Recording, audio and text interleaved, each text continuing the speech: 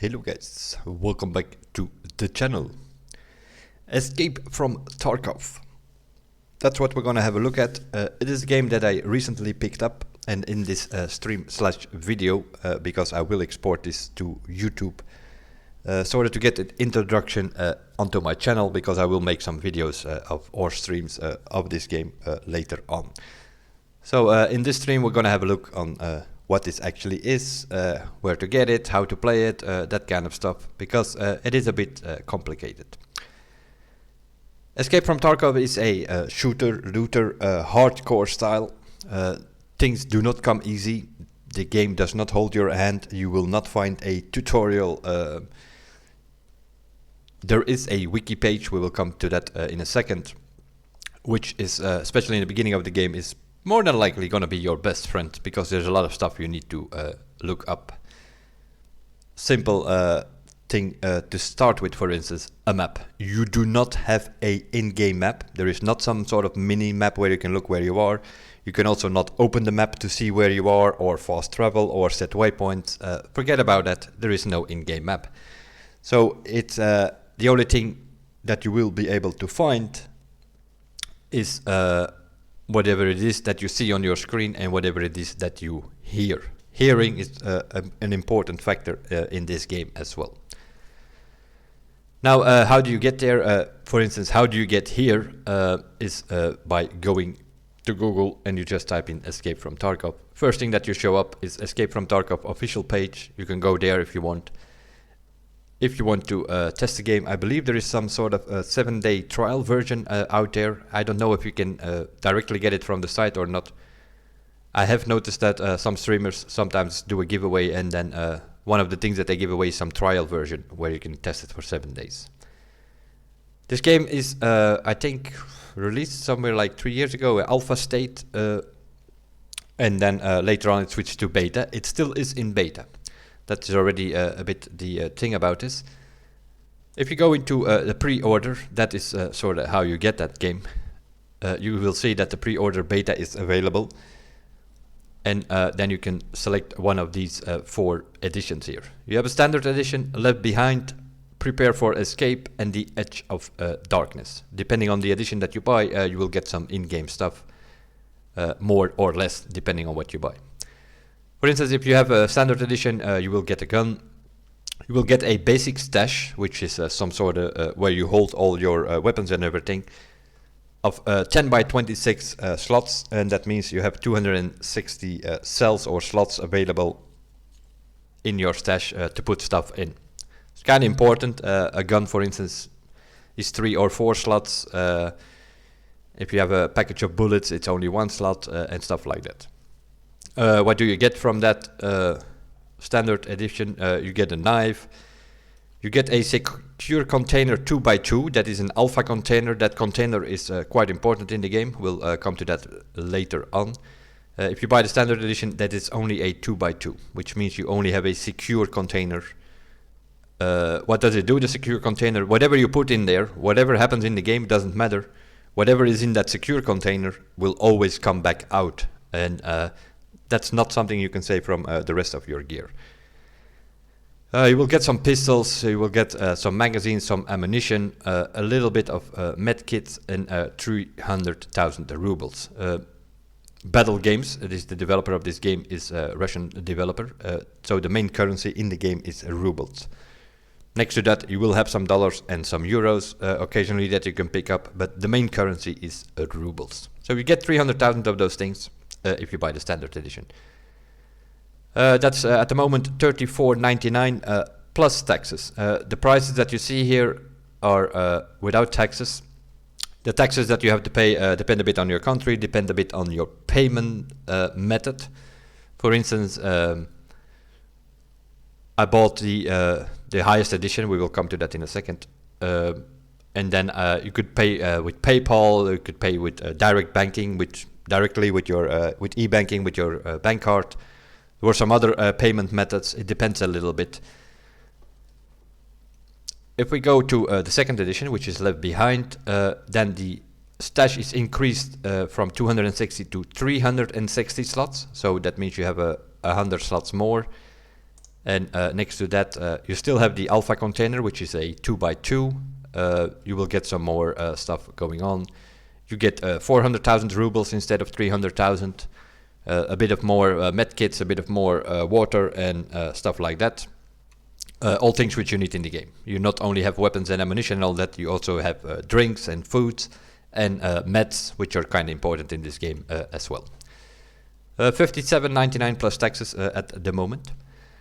Prepare for Escape Edition, that's like the third edition. The stash is greatly increased to 460 slots, so that's already 200 slots more than the standard edition. Also here you get 400k rubles. This time you get a larger secure container 2x3, which is a beta container.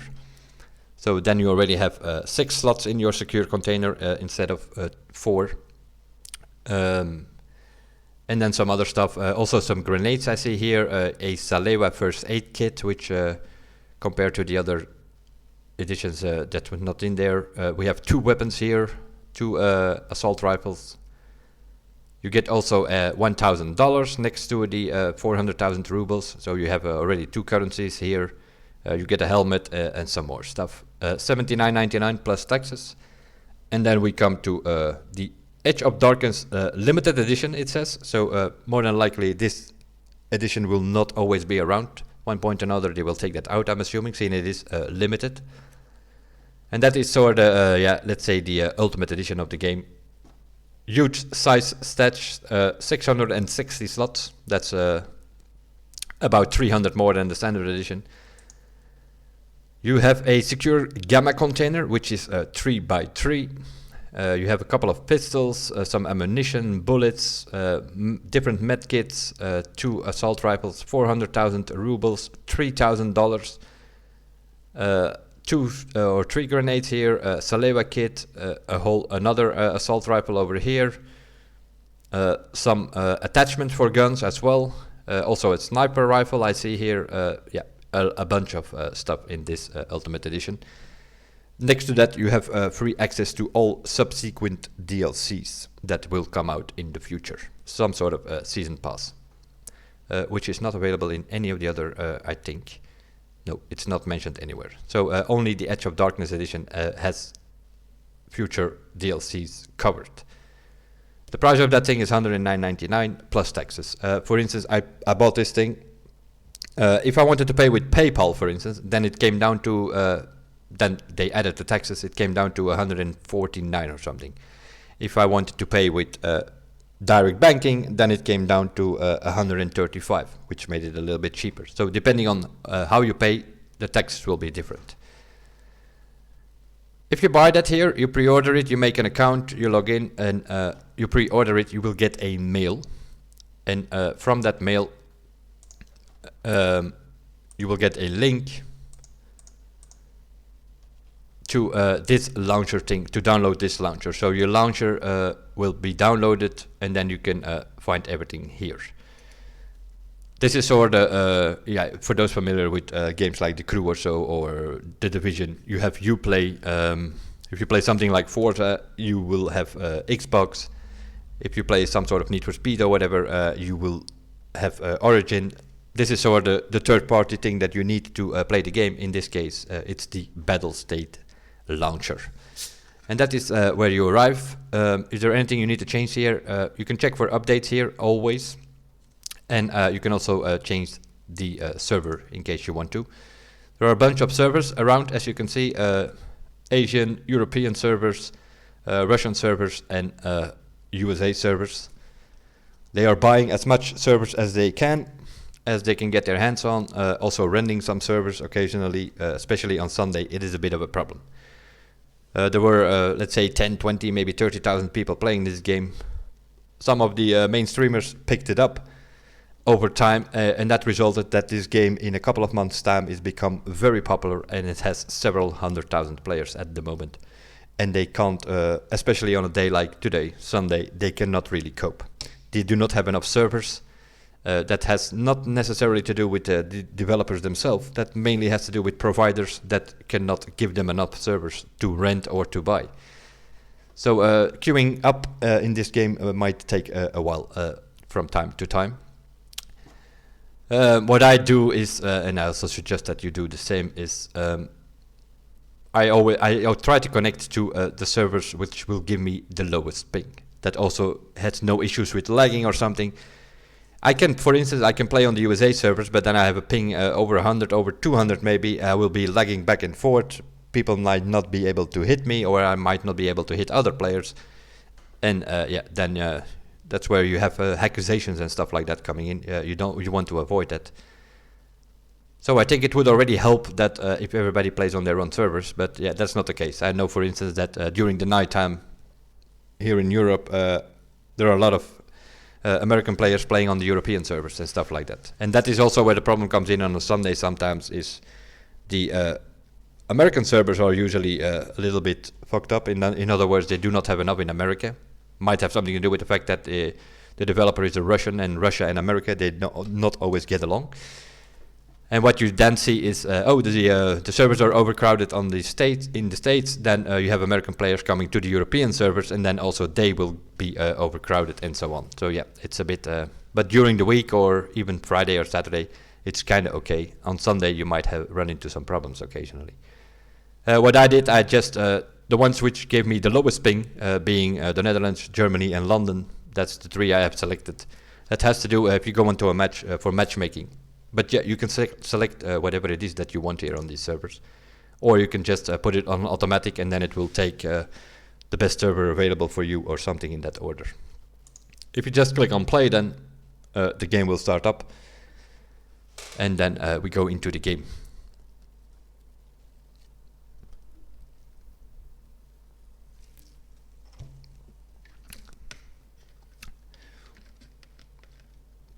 And then you will immediately see how hardcore this thing is. Because it starts up, and then you come into this thing here, and that's it. There is no tutorial, there is no pop-up telling you what to do now and how to do it, and so you probably do the same as I did. You think like, okay, the game is Escape from Tarkov, so you go Escape from Tarkov, you see some names show up here, you don't know what they mean, you just click next, and before you know it, you're into a raid, you're on a map, and you don't know what's going on. That also means that 9 out of 10 you will be dead in 10-15 seconds later. If you're lucky, you might survive a minute or so, but that's it, because you don't know what's going on. So you have this menu here. On the right bottom, you see all kind of things. You have presets, you have a handbook, you have messenger, that's all for later. You also have these little wheel things here. I would click on that. That is your settings. You can have your game settings, you can change your language, all that kind of stuff. I advise you to always show your interface elements. That puts the numbers, the hotkeys on top of your screen. Next to that, it will put your soldier sword transparent on the left top of your screen, so that you can see if you are hit in your arm or something, that you can see, oh, my arm is hit, and then you can use some meds to solve that stuff. I also invite you to check the auto RAM cleaner, unless you have programs that do that automatically for you. But the FOV is, from what I make of it, it's a vertical FOV, so it's not like in other shooters. It goes up to 75. In other shooters, most of the time it's like your FOV, your field of view, is 90. If you want to do the same, put it on 90. If with the vertical FOV, that comes down to about 62. So that's what I have it now. You can put it on 75. On 75, you obviously you see more, but that also means that your opponents will be a little bit smaller and harder to hit. So I advise you to bring that down a little bit. And then you save that these settings, graphical settings, depending a bit on your system. This is what I have here now. Be looking around to find some decent settings. I'm using the ones that Pestily is using now, I believe. Pestily is like one of the top players of this game. You can find a lot of information, also play guides on his channel, as well on YouTube as on Twitch. He is active. So I have it on high plus texture streaming. You can also put it on high. Shadows quality I have high. Changed a bit of the sliders here. As you can see here, this is what I'm using. These things here on the bottom, I believe 2 or 3 of them are checked by default. I would uncheck them. If you have these things checked, it can become a little bit blurry. So I have everything unchecked.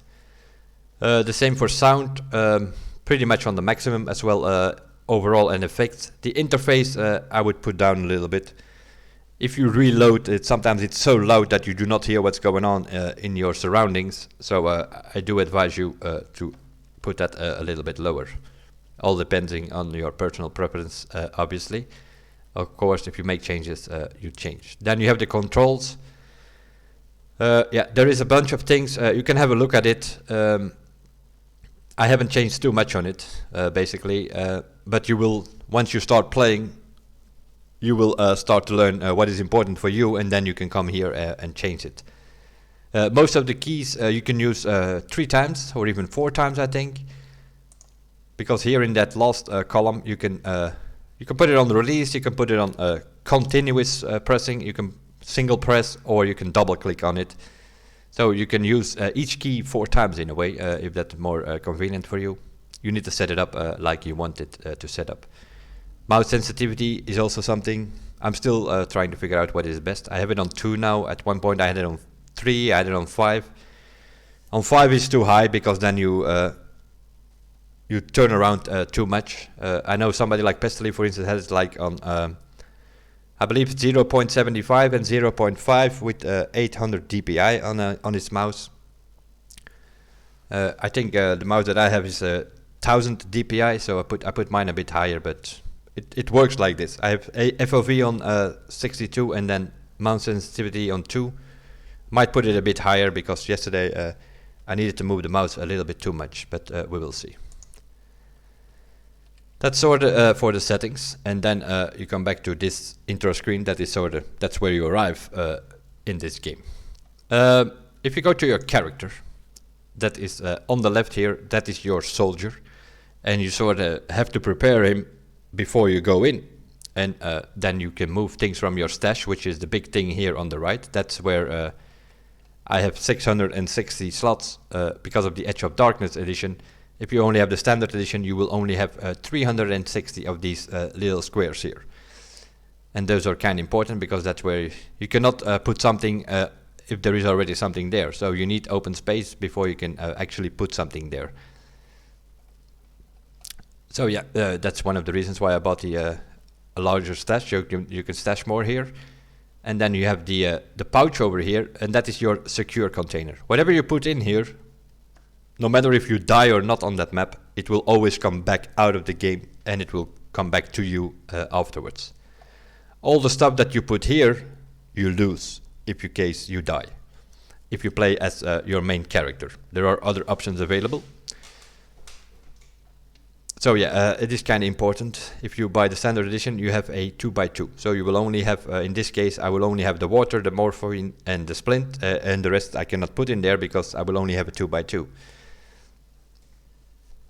And as you can see here on top of the stash, you will see 3 currencies, rubles, euros and dollars. That's sort of more or less what your character is. And basically, if you go into a raid, yeah, you always have to take in consideration, especially in the beginning, that you're going to lose whatever it is you put in there. So you can say, okay, I go for a pistol, you put it in the holster. That also means you need to bring some magazines along, because yeah, this pistol only has 8 bullets. That's all you have. This is not some Division game where you have 800 bullets to use, and then you can find all kind of reload boxes all over the map. Yeah, you might be able to find some bullets here or there on the map, but not necessarily for the gun that you are using. So ammunition is a very important thing in this game. We will come to that in a second. So yeah, you can use this pistol. I have 8 bullets. If I'm out of bullets, I can quickly reload, put these magazines in. So even that is not that many bullets. I only have 24 bullets, so I'm not going to run far with that. You can of course make it a bit more complex and put in, for instance, an AKM with 60 bullets. That's already a large magazine. Normal standard is 20 or 30, I think. And then I have more magazines available, but I have nothing to put them in. So then you can say, okay, I put a tactical rig in there. Then you can put some extra magazines in there.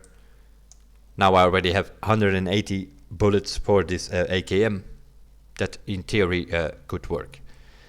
Next to a shooter game, it's also a looter game, so you want to have some space to put things in. You can put them in your gamma container, you can put them in your tactical rig if you have one.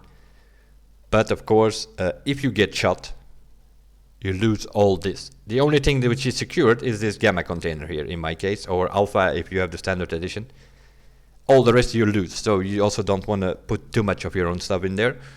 So it's a bit of a balance. You can of course say, okay, I take along a backpack, then I have 4x5 here for this Burkett backpack. There are bigger backpacks, there are up to 40 slots on some of the backpacks, I think. And that is where you can put your loot. Or you can say, no, I go out and I try to kill one of the AIs. These guys might have some sort of bag, then I pick up that bag, and then I have, then I don't lose your own stuff, more or less. I'm gonna put all these things back. Because yeah, if I unload, if I right click on it, you can do all kind of stuff. You can unload the ammo, for instance, and it will always put it on the top of your thing, and it will say, oh, there's BT in here, which is not even that bad. Ammunition, we'll come to that in a second again, but yeah, it's one of the most important things in this game. If you do not have good ammunition, you might have the best weapons around, you're not gonna go far. You need to have as good ammunition as you can get. In the beginning of the game, it's not gonna be much. Once you have the flea market and you have enough rubles, yeah, you can buy whatever you want and just buy the best of the rest or the best available. It's not always available, that's why sometimes you have to go for the best of the rest, but like this BT, for this specific gun, I think it's third or fourth, let me quickly check. Yeah, it's like third in the list. BT is, let's say, the 3, BS is number 2 for this gun, and 7 and 39 are the best bullets for this gun, but I do not have those, and I can buy them, but they're pretty expensive for one bullet, and you need, in this case, a magazine of 60, so you need to buy at least 60. It's all a bit complicated in the beginning, and it will only get more complicated. This is one of those games, it becomes fun over time, but you need to stick through the first hours. You need to grind and put yourself into sticking around and not immediately give up. If you give up, if you're one of those guys that likes to have things come to you very easy and easy to pick up, and you don't have to learn anything, yeah, then do not buy this game, because then it will not be your game. You have to put time and effort into this game to just understand it, and then you can start playing it, and then you go from there. Which also makes me go a little bit back to this screen here. So that's your character, you can find your stash, you can find all kind of stuff there. It will become more clear in future videos where we're actually playing the game. I might throw in some sort of test run here in this video as well. Next to that, you have trading. If you click on trading, you will see 8 of these figures here. One is still locked, as you can see. And these are your traders. If you come out of a certain rate with all kind of loot, you can sell it. Once you are level 5, you will also have access to this thing here, which is the flea market. And that is basically a market between players. You can sell stuff here, or you can buy stuff here, and that is where the trading between players takes place on the flea market. Reaching level 5 is one of your first goals in a way, because you want to have access to this thing, because here you can buy all that you want. You can buy bullets, you can buy, although you might not have unlocked them with the dealers or with the traders. In the beginning, when you start playing, you don't have that flea market, so the only guys that you have available, or girls, are these guys. You have Prapor, he has some of these things. None of these things you will see. Now you can see them here, but in the beginning you first have to examine. You do that by clicking on your middle mouse button, or by right clicking it and then press examinate. Yeah, I don't have that option here now because I already examined everything here from this guy. Let's see if I find something. No, not immediately. You can also click on the right bottom here on handbook if you really want to. And you can go over all these items if you want. I can assure you there are a bunch in there. Might be a couple of thousand different things, all kind of bullets, all kind of weapons, all kind of scopes and mounts and handguards and everything, food, drinks, medical treatment stuff. You can find it all here. This is a handbook. Every single item in the game you can find in this handbook, but you have to examine everything to actually see what it is. Yeah, if you want to do that, you can. I think I actually done that one point or another, because normally you will all have like grayed out things here and you don't know what it is. If you want to see what it actually is, you have to examine it. Examining stuff gives you a little bit of XP, so you might actually be able to get to level 2 or so if you do that. So this is your first guy here, Propor. You have Therapist. She's more about food and meds and stuff like that. You're gonna want to be with her. Fence is some sort of the rip-off guy of the traders. He sells stuff for a pretty high price, and if he buys stuff from you, he usually doesn't give much for it. But sometimes you need to be with him because he's like the only option to sell you stuff. Skier is more like weapons and weapons attachments. You can buy or sell. You can buy it from him or you can sell to him.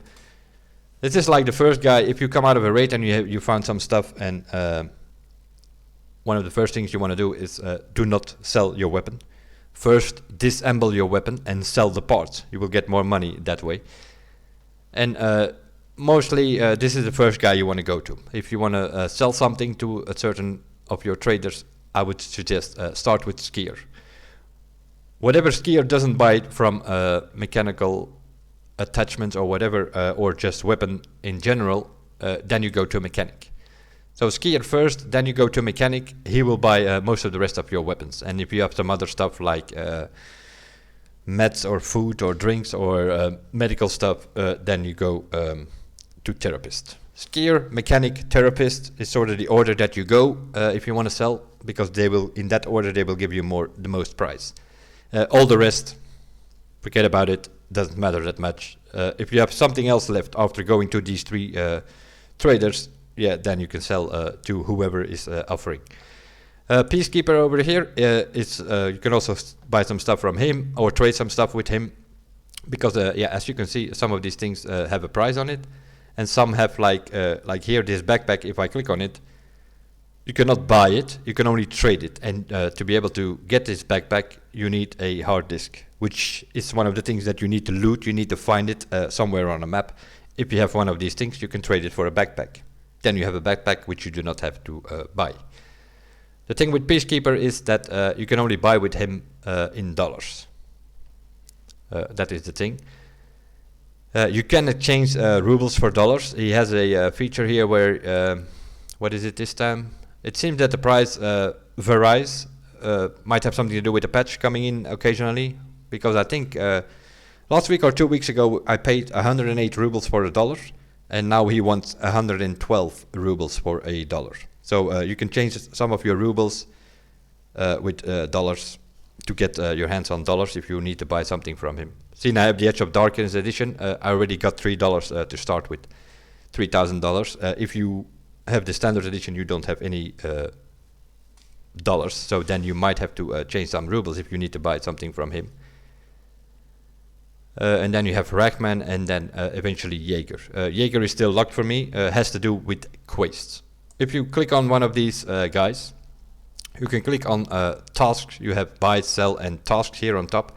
If you click on task, you can, the first one, what was the first task from Papor, was kill 5 scabs at Customs. Customs is one of the maps, and you had to hand over 2 specific shotguns, in this case the MP133. So if you hand that over to him, then the quest is completed. You get 600 experience for it. Your traitor level with this guy goes up 0.08, so now it's 0.28. 0.20 is the standard standing that you have with a trader, and you need to try to get as good standing with these traders as possible. Which is something with this Edge of Darkness, you already had a good standing to begin with, I believe. If you have the standard edition, you probably have to work it up. And if you completed that quest, then you get some. I got a pistol, 3 magazines, 5,000 rubles, and I unlocked the Kalashnikov AKS-74U from Propor. I can now buy it instead of just trading it by completing this quest. Now I have the next one. I need to find a bronze pocket watch, and I need to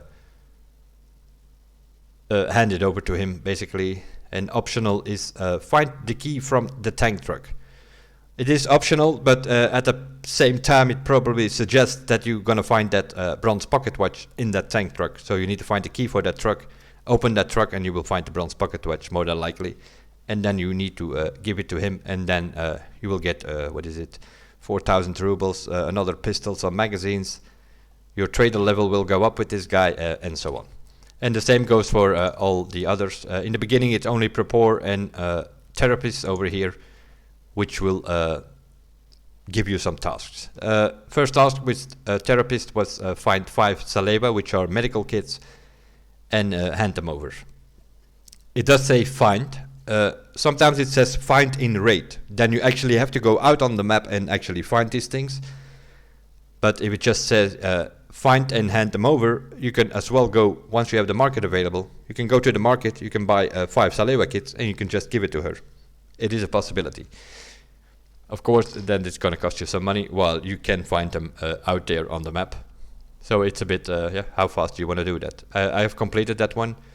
That gave me a few of these painkillers, a few medkits, a few splints, 10,000 rubles, and my grade with Therapist, trading grade, also went up. And also some XP, obviously. What you want now is, now I need to find a raid gas analyzer, and then I need to get access to the pumping station at factory. That is another map. So more than likely you're going to find this gas analyzer in factory. That's what this thing is telling me.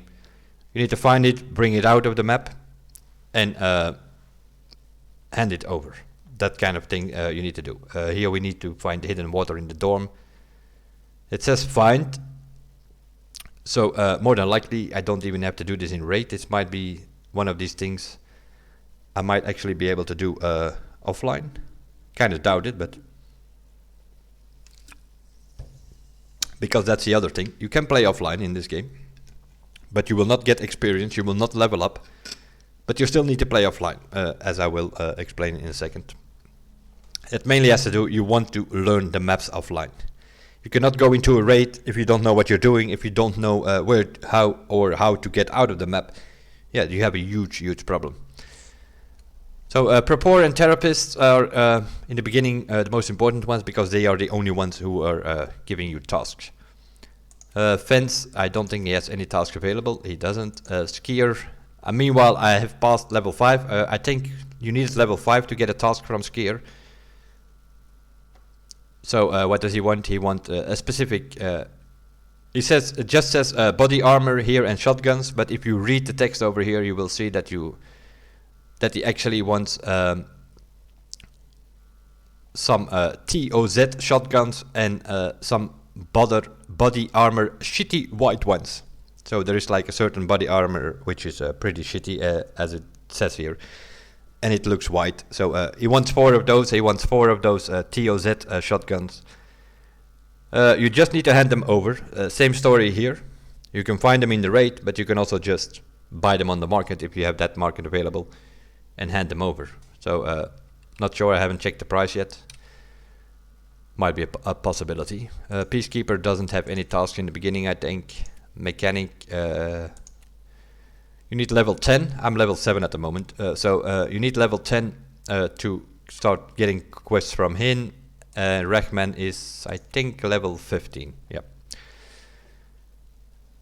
One of the first ones from Rahman is you need to go into the woods map, and you need to find a message from Jaeger over here and hand it over to Rahman. Once you completed that quest, at the same time you will also unlock Jaeger. That's how you unlock this guy here. That is for the traders. Now, what else do you have is the hideout here. The hideout is sort of your place. You can craft some stuff there. You can test some weapons once you have it fully upgraded. Most of these things go to level 3 or level 4, I think. I only started with it recently, so you have a stash here. That is level 4 because I have the Edge of Darkness edition. It is completely maxed out. If you only have the standard edition, then you need to do stuff to actually upgrade that. Here you have a lavatory, you have a workbench, you have illumination, you have a generator, you have vents, and some of these things are also connected, by the way. Like for instance this med station, I have upgraded it to level 1. And now if I find some of these meds, I can make one of these cheese thingies. If I find these 3 things which I have available, I can make a Salewa, but I cannot start it. Because if I want to start it, then it says doesn't work because you need fuel for your generator. So now we need to find the generator, which is over here. I have unlocked it, but now I need fuel. I need to put some fuel cans in here, which you need to find in the raid. And then I can start up the thing here, and that also means that I can start crafting some Salewas, which is always handy to have. It's one of those med things that you can have. And it goes on like that. You have all kind of stuff that you can... one of the first things you want to do probably, once you start playing a little bit, is get that workbench on level 1. To unlock it to level 1, I believe you have to pay 100,000 rubles to do that, but it will give you weapon modification off rate. And that means when you are in your stash, you can actually go into some sort of preset, and that makes it very handy to actually mod your weapons, because if you're not familiar with weapons, like I am for instance, yeah, then you're gonna have a hard time trying to figure that all out. But if you have the modding available, then it becomes a little bit more easy. Now, what do I mean? If you go into your character and you have one of your weapons in your stash, you can right click it and you get a bunch of options. And one of the options is edit preset. If you click on that, then it will show you your gun, and then you have all these things that you can put on here. And it will, you can click on all these squares here. You can open it. It will give you the options which are available. And that is sort of how you can customize your weapon in a way. And you can put on whatever it is. You want something with color, then you put a color thing on it, and it goes on like that. Sometimes, like over here, I have a scope on it. The scope cannot go on there unless you put a mount on there first. So that is all things that you can find out here by just clicking on here. You see all the different options, and it will immediately say if it's not compatible with one of these things. It will tell you, like here we had one, I think. Like here it tells you it cannot install this thing because you have a B33 on there somewhere in one of your slots here. It's not compatible. So that is how you can mod a weapon. And once you are done, then you can say assemble this. You click on that weapon, you select it, and then you can put it together if you have the parts. If not, you can go to the market and you can buy whatever it is that you need to make the weapon like you want it. So this is yeah, this screen is one of those things you can only get by paying 100,000 to upgrade your workbench in the hideout. But it's, yeah, it's so handy, this thing. If you don't have this available, then you need to figure it out of yourself, like what magazine fits on there and what's mount and what scope, and then you're gonna have a hard time figuring that all out, because as I mentioned before, there are maybe thousands of parts in this thing.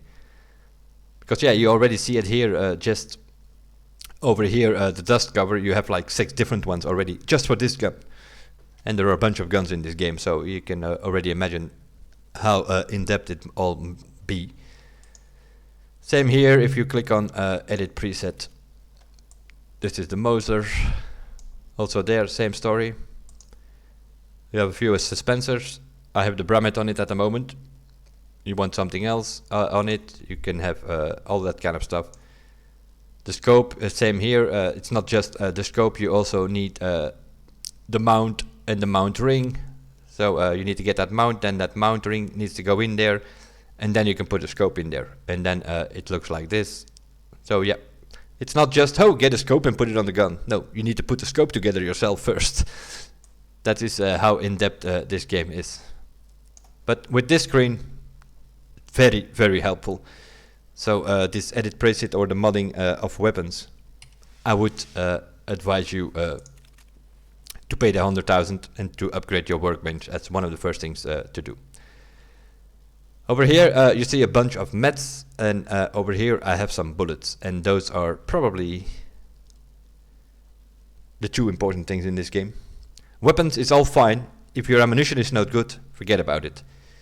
If you get shot at, you want to be able to heal yourself, and yeah, then it's very interesting if you know what you're doing to heal yourself. Which brings us back to this thing here. Escape from Tarkov wiki.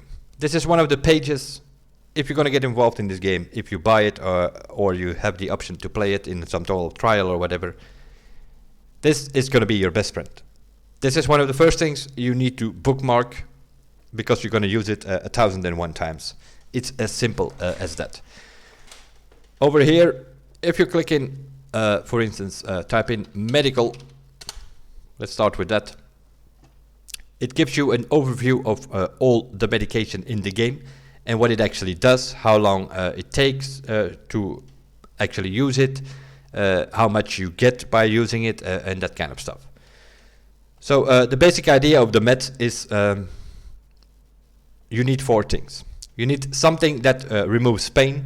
You need something that removes a fracture. You need something which stops the blood loss, and you need something which heals everything around. If you start playing the game, I think you find in your stash, you find some of these painkillers that takes care of the pain, but this is like the base level painkiller, let's call it that. You will find some bandages that will stop the blood loss. This is the symbol for blood loss, that dark red here. If you see that on your guy, if you get shot at and you see this symbol on your arm or on your leg, then you know, okay, this is blood loss, I need to stop it. How do you do that? With a bandage. I think you get some splints in your stash as well if you buy the game, so that removes the fracture. And then you need healing, and for healing I think you get this the so-called cheese. Looks a bit like a little bit of a cheese, and that heals. That is the healing symbol. It restores your health points that over here.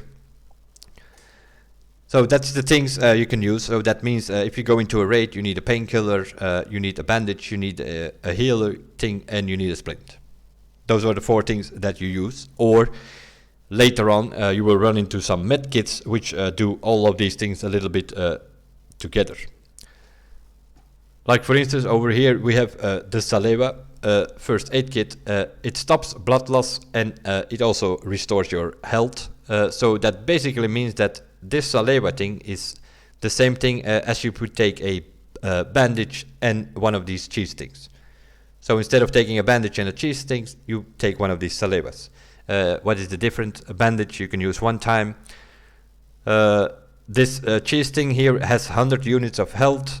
It takes 2 seconds to use, and it restores 50 of your health, which is already a problem. If you, for instance, if somebody shoots you in the thorax, which has a health of 80, I believe, and if somebody shoots you and you get hit and you lose like 60 damage, yeah, that means that this thing only restores 50, so you're gonna have to use it 2 times already. That's why the Saleva is a pretty good one. It has 400 units, so you can use it a couple of times before it's actually empty. It takes 3 seconds to use, but it restores 85 of your health, which is basically, if you put it on either on your arm or your thorax or your head or whatever, it will completely heal it. Because I believe the thorax is the highest with 80 health, and this thing restores 85 at one go, so it will immediately restore it. So yeah, this is one of those pages, the medical page that you want to go over. This grizzly thing here, yeah, that restores everything. It stops the blood loss, it removes fractures, it takes care of contusion and pain. But yeah, it is also a 2x2 slot. So if you have a standard edition, you only have an alpha container. You put that grizzly in there, then that thing is full. You can't put anything else in there. You cannot put some keys in there or some valuable items or whatever that you might find in the raid. Sometimes if you have room, the first thing you do is you put that in your container. Then that thing is safe. If it has some value, then it is safe, and even if you get killed later on during the raid, it doesn't matter. You will at least take that thing out of the raid. So yeah, this medical thing, definitely something if you're gonna get involved in this game. It's not a huge page, it's some medical stuff, and here we have some stimulators which they increases your health and vitality over time, and it also some of them, like this Propital for instance, also removes pain and takes care of contusion. Sometimes you also see radiation intoxication mentioned here. That's for the future. At the moment it's not in the game yet. So in the future some of these things might be used differently, because just take a look on it. If you play this game, type in medical and you will find this kind of stuff. The second thing you want to type in is ammunition. It's gonna give you an overview of all the different available ammunition, depending on the weapons and all that, the caliber and all that kind of stuff. You find shotgun cartridges. There are 2 of them. This is more for the rifles and assault weapons and such. Depending on the caliber, you can find a list of it, and also for pistols and PDW cartridges. This is more for some advanced pistols things. FN57 is probably one of the better pistols in the game.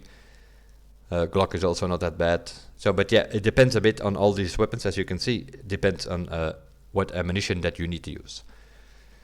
What you're gonna find when it comes to assault rifles or so, what you're gonna find a lot is 545 or 762. So those are things, but you can click on it. For instance, I have the AK-74M in my stash. If I click on that 545, then you get the 545, you get a list of weapons for which you can use that ammunition, and then you get an overview of all the different bullets that you can use and what they do. How much damage do they do, how much penetration power they have, how much armor damage they have, kind of important. I think it's best to select on penetration power. If you filter on that, then it gives you more or less an overview on what is good ammunition and what is not so good. 7N39 is the best for this caliber, followed by BS, BT, BP, and then so on.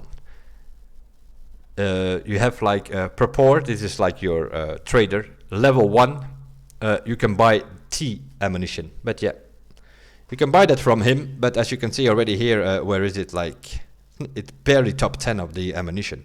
So if you use that, you have 20 penetration, for instance.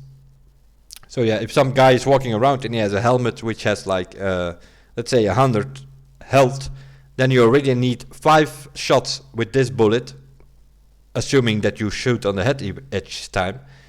You need already 5 bullets just to break his helmet. Yeah, by that time, that guy has shot you 2 times back and you are completely dead. Compared to the 7N39, you have 62 penetration. That's gonna smash through most of the helmets, unless they have really like a level 4 or level 5 helmet. Then you might need 2 shots to actually get through it. But that's still a lot of difference compared to 5 or 6 here. Some of these helmets, especially if they put on like a face shield, yeah, they have like 110 or 140 health. Yeah, then you need 2-3 bullets of this thing, but you need 6 or 7 of this piss pot ammunition. So yeah, a very important list as well. If you go over this, just type in ammunition. You come to this, depending on what it is that you use, or that you want to use in your next raid. See what is the best ammunition. You can do that for all. If I do, let's see, what do we have here? A Vapor Hunter, for instance, assault carbines, 762 times 51 caliber. If you go in there, select on penetration, M61, M62, M80, and all the rest is basically trash. So if you want a bit more damage, some of them have more damage, it depends a bit. If you want to shoot on the legs, then you go for a bit more damage, then you can use M80, works just fine. If you want to go shoot through armor or helmet protection or something, then you want to have most penetration power, then you go for the M61. But as you can see, you can buy some of these things, Peacekeeper level 4, Peacekeeper level 3, so you need to level up your traders to be able to just buy them. That's why the market is so important. You need to reach level 5. Once the market is now I'm level 7. I'm far away from getting my traders on level 4, so I cannot buy these things. So if I want to buy these bullets, I need to go to the market to buy them. That's why level 5 is an important level, because that gives you access to the market, and then you indeed can pay for these bullets. Of course, they're going to be quite expensive, more expensive than when you buy them from the traders, because it's a bit of a business, that market. People are always going to ask more than the traders do. But if it's the only way to get them, any new player will still want to try to get the good ammunition. They're going to pay for it, so they can ask more than the traders, because the traders are not available to buy from, or at least not on that level. So obviously it's a bit of a business. Some people I more than likely, if there's a market in the game, then you already know how it is going. More than likely some people are more involved in the market than on actually playing the game. It's some people like to do that kind of stuff, more of the business side of the economy side of the game. That is definitely the two things that you need to look into: medical and ammunition on this wiki page. If you learn that, if you or take a screenshot of these ammunition things so that you know which are the best ones, that also gives you an idea. If you find some bullets out there on the map while you're playing, then you already know, okay, do I need to pick this up or can I just leave it? If you find some T bullets, just leave them be. If you have more than enough room in your stash, or you have a backpack or whatever, just drop it in there. But if you don't have any room, then you just leave those T bullets, because you can't do anything with them. The only thing that you can do is, if you go out of a raid, go to your trader and sell them, because you cannot use them because they have no penetration power, or they have no armor damage or whatsoever. So the same here. If you find this, what is this here? The Ultra Nozzler. Yeah, that thing has a lot of damage, but it has barely any penetration. The M61 has almost 4.5 times more penetration than this thing. So it is all a bit what you want to do with it. But in theory, you can use all these bullets. But sometimes you're shooting with some of these bullets, you're shooting 5-10 bullets, and on the other side, somebody with good ammunition, they shoot 1 or 2 times back, and you are dead. And you are still trying to get them down with your 10 bullets. Ammunition, one of the most important things in the game. Then you can type in maps, if it wants to do it. There we go. This is sort of the in-game overview of the maps. All kind of different names here. Those basically are different maps. You see customs here, you see woods, factory, reserve, lighthouse, shoreline, terminal, all these names. Some of them will have a little lock next to it, like Streets of Tarkov, suburbs, town, lighthouse, and terminal. What does that mean? Pretty simple. They're still developing it. It's not in the game yet. So what can you play at this moment in time is customs, factory, woods, reserve, shoreline, interchange, and the lab. The lab is not something you can go to automatically. You need a lab access key. Where do you get that? You can either buy it on the market, although I think it is pretty expensive on the market at the moment, or you need to be lucky to find one. If you have one of those lab keys, that will give you access, and then you can actually play the game, the map. Where do you start with? Probably customs, factory, shoreline, probably. Those three probably would be the first maps that you want to learn, because has also to do with the quest. In the beginning, you're mainly going to deal with quests with Prepor and Therapist, and many of them are going to take place on customs, factory, or shoreline. So I started with customs, and that's sort of still where I am. I'm only playing this game for about 2 weeks or whatever. So what is customs? As I said, in-game, no map available. So what you do is you type in customs in this wiki thing here.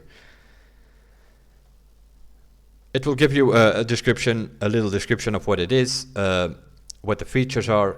You also see that there is a boss, more specifically Reshala. Boss is like the big guy on the map.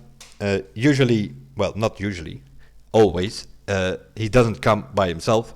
He has at least 4 guards with him. So if you run into him, you're also going to have to deal with 4 guards. So that's 5 guys that you need to take down.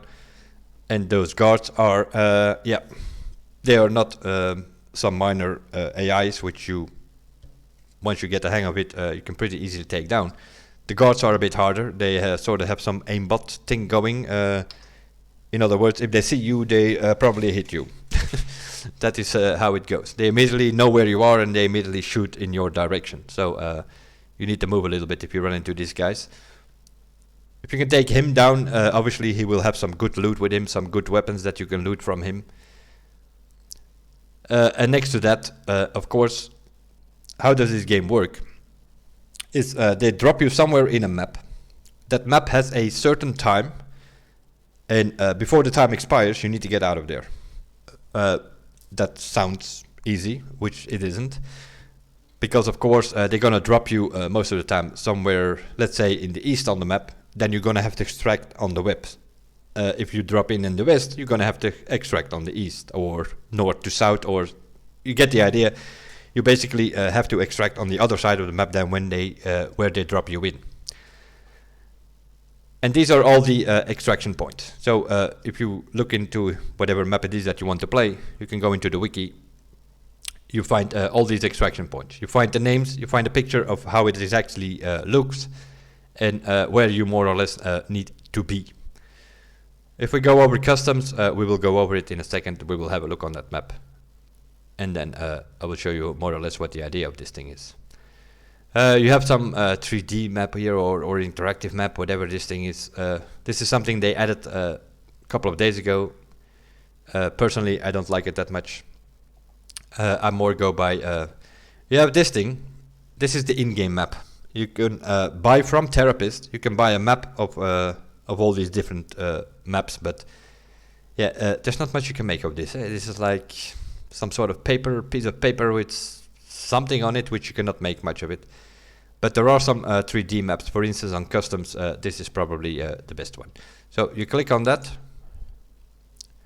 Then it goes a bit more specific on this customs map. You click on it again, it goes full screen more or less. This is one of those things. What I did is either, I'm using 2 PCs. So if I'm playing the game, how did I learn this thing? I went in on this offline, and I put this Wikipedia thing on my other screen, and then you can play around, and you can then you can figure out, okay, where am I on this map? And that is how you learn the map. What can you see on this map? Next to the fact you see the layout, you can see all kind of different symbols on it. The green things, which are basically on the edge of the map, always on the side of the map. Railroad to the port, smuggler's boat, sniper's roadblock, dorms, road to the military. Those are your extraction points. So if you come into the game, the first thing you're gonna see is on the right top of your screen, you will see a timer show up, and you will see 4 or 5 names. Those 4 or 5 names are your extraction points. If you, let's say you spawn in somewhere on the map, where do you spawn in? That's these blue arrows here. If you play as your main character, as your PMC, then you spawn in on one of these blue arrows, either on the west or somewhere here on the east. If you spawn in here somewhere on the east, you're gonna have to extract in one of these green things. Depending on what is on your screen, it will tell you, okay, these are the extractions where you can go. Doesn't necessarily mean that you can exit there, because some of them will not be open. Some of them will have question marks behind their name, and then it's a matter of figuring out if they are open or not. On customs, if you come from the west and you need to go to the east, this one over here, ZB1011, is always open. You have ZB1012. It's more of a similar building as 1011, but 1012 there is a spotlight on top of it. That spotlight needs to be on. If that spotlight is on, then that means that the extraction is open and then you can extract there. If that spotlight is not on, you cannot extract there. The old gas station over here, there is a barrel outside of that gas station. If you see some green smoke coming out of that thing, that means the extraction is open. If you don't see the green smoke, don't bother going there because it will not be open. This, if you come from the west, ZB1011 is always open. The other things you need to figure out. Let's have a look. What else do we have? There are a few others where you find some barrels with smoke. For instance, a smuggler's boat. Also same story. There is just some fire that you see in a barrel. If that fire is on, the smuggler's boat extraction is open. If it's not on, it is closed. If you come from the east, you have all the way on the west here, Crossroads, and you have Trailer Park. Those two are always open if you come from the east. So that is something that you know. The other things you need to figure out. Railroad to Tarkov, same as 1012. There is a spotlight. If that spotlight is on, it's open. If not, then it's not open. Other than that, not anything specific, I think, except for dorms or Old Road Gate. Why does it have two names? If you play as your main character, then it's called dorms. If you play as a scav or as an AI, you can also play as an AI, I will explain that in a bit, then it's called Old Road Gate. So yeah, the names are on here. You can put this on your second screen, if you have a second screen, on your tablet, on your phone, I don't know. You need to put it somewhere. That's the only way to learn these maps. So the green things are the extractions, the blue thing is the points where people play on. That also means that you know that if you, for instance, if you spawn here, this blue arrow here, if you spawn here, then you need to realize that not far from you on the left and not far from you on the right, there are two players spawning in. So that means if you go to the left, this guy over here is gonna be here somewhere. So there's a good chance you're gonna run into him. If you go to the right, more than likely this guy will not be here, because this guy is the closest to spawning to dorms of all these spawns here. This one is the closest, so he's probably gonna go immediately to dorms because he will be the first one there. And why is dorm so important? Because this building is full of loot. It also has a so-called marked room. If you have the key to that marked room, you find weapons there and stuff like that. So the guy that spawns here, he's always going to be first in dorms if he immediately sprints there. So this guy, if you come from this side, you need to realize that some guy is spawning in here. More than likely you're not going to run into him unless he's also a new player, doesn't know what he's doing, and he goes to the left. Yeah, then you might run into him. But on dorms over here, that's what I was talking about, something specific about these extractions. Over here you need to pay 7,000 rubles to actually extract. So if you don't have any money with you, or you didn't find any money on the map, yeah, then you cannot extract there. But other than that, there's nothing specific. It's yeah, there needs to be a fire on, or there needs to be a light on, but you don't have to do anything except for dorms where you have to pay 7,000 rubles. You can find all that stuff on this map. It's pretty easy. If you go to another, what is it, shoreline or something, I think, or reserve probably. Reserve is a much more complicated map when it comes to extracting. On the reserve, you have Gluhar, which is the boss over there, and yeah, then you see all the extractions over here. But you see there is a little bit of a problem here. Here you have the sewer manhole extraction. You can extract there, but you can't have a backpack with you. That's a bit of a problem. If you have been looting you around and your backpack is full of good stuff, yeah, you need to drop your backpack to be able to extract over here. There are a few other ones of these here. You have the descent extractions. You also find them on other maps. If you need to have an extraction there, you need a paracord and a red rebel ice pick. The paracord, yeah, you can probably pick up on the map here or there. If you didn't find one, you can probably buy it for about 150,000 rubles or so. The red rebel, on the other hand, you can only pick up for a few million on the market. So that is really one of those things you need to find. And you need those two items, or you will not be able to extract over there. And you can also have no armor vest over here. Then you have the bunker hermetic door, which is probably one of the easiest to extract. You can just go there, but as you can see, the LED is right. You need to get that light green. And to do that, you need to find this building on the map, and you need to go in there and you need to switch a lever. Once you've done that, once you pull that lever and you switch the button, then you have a 4 minutes, I think. It is time to get to that bunker over here, and then the light will be green, and then you can actually extract. The only problem with that is, if you switch on that lever, there will be a huge alarm going off all over the map, and everybody knows somebody has switched this lever, and they want to, within 4 minutes, extract on this bunker. So yeah, from here to that bunker, which is, yeah, it's about a minute or 2 minute walk. That is going to be a troubled paradise for you, because due to the alarm, everybody knows that somebody switched the button and that they wanted to extract here. So yeah, you can run into people all the way from this building to that bunker. The armored train, also in a way an easy way to get out. The only problem is you don't know when it arrives. It arrives at the earliest in minute 25 of this map, and the latest in minute 35. So it has like a 10-minute gap, that somewhere in that 10 minutes it will arrive.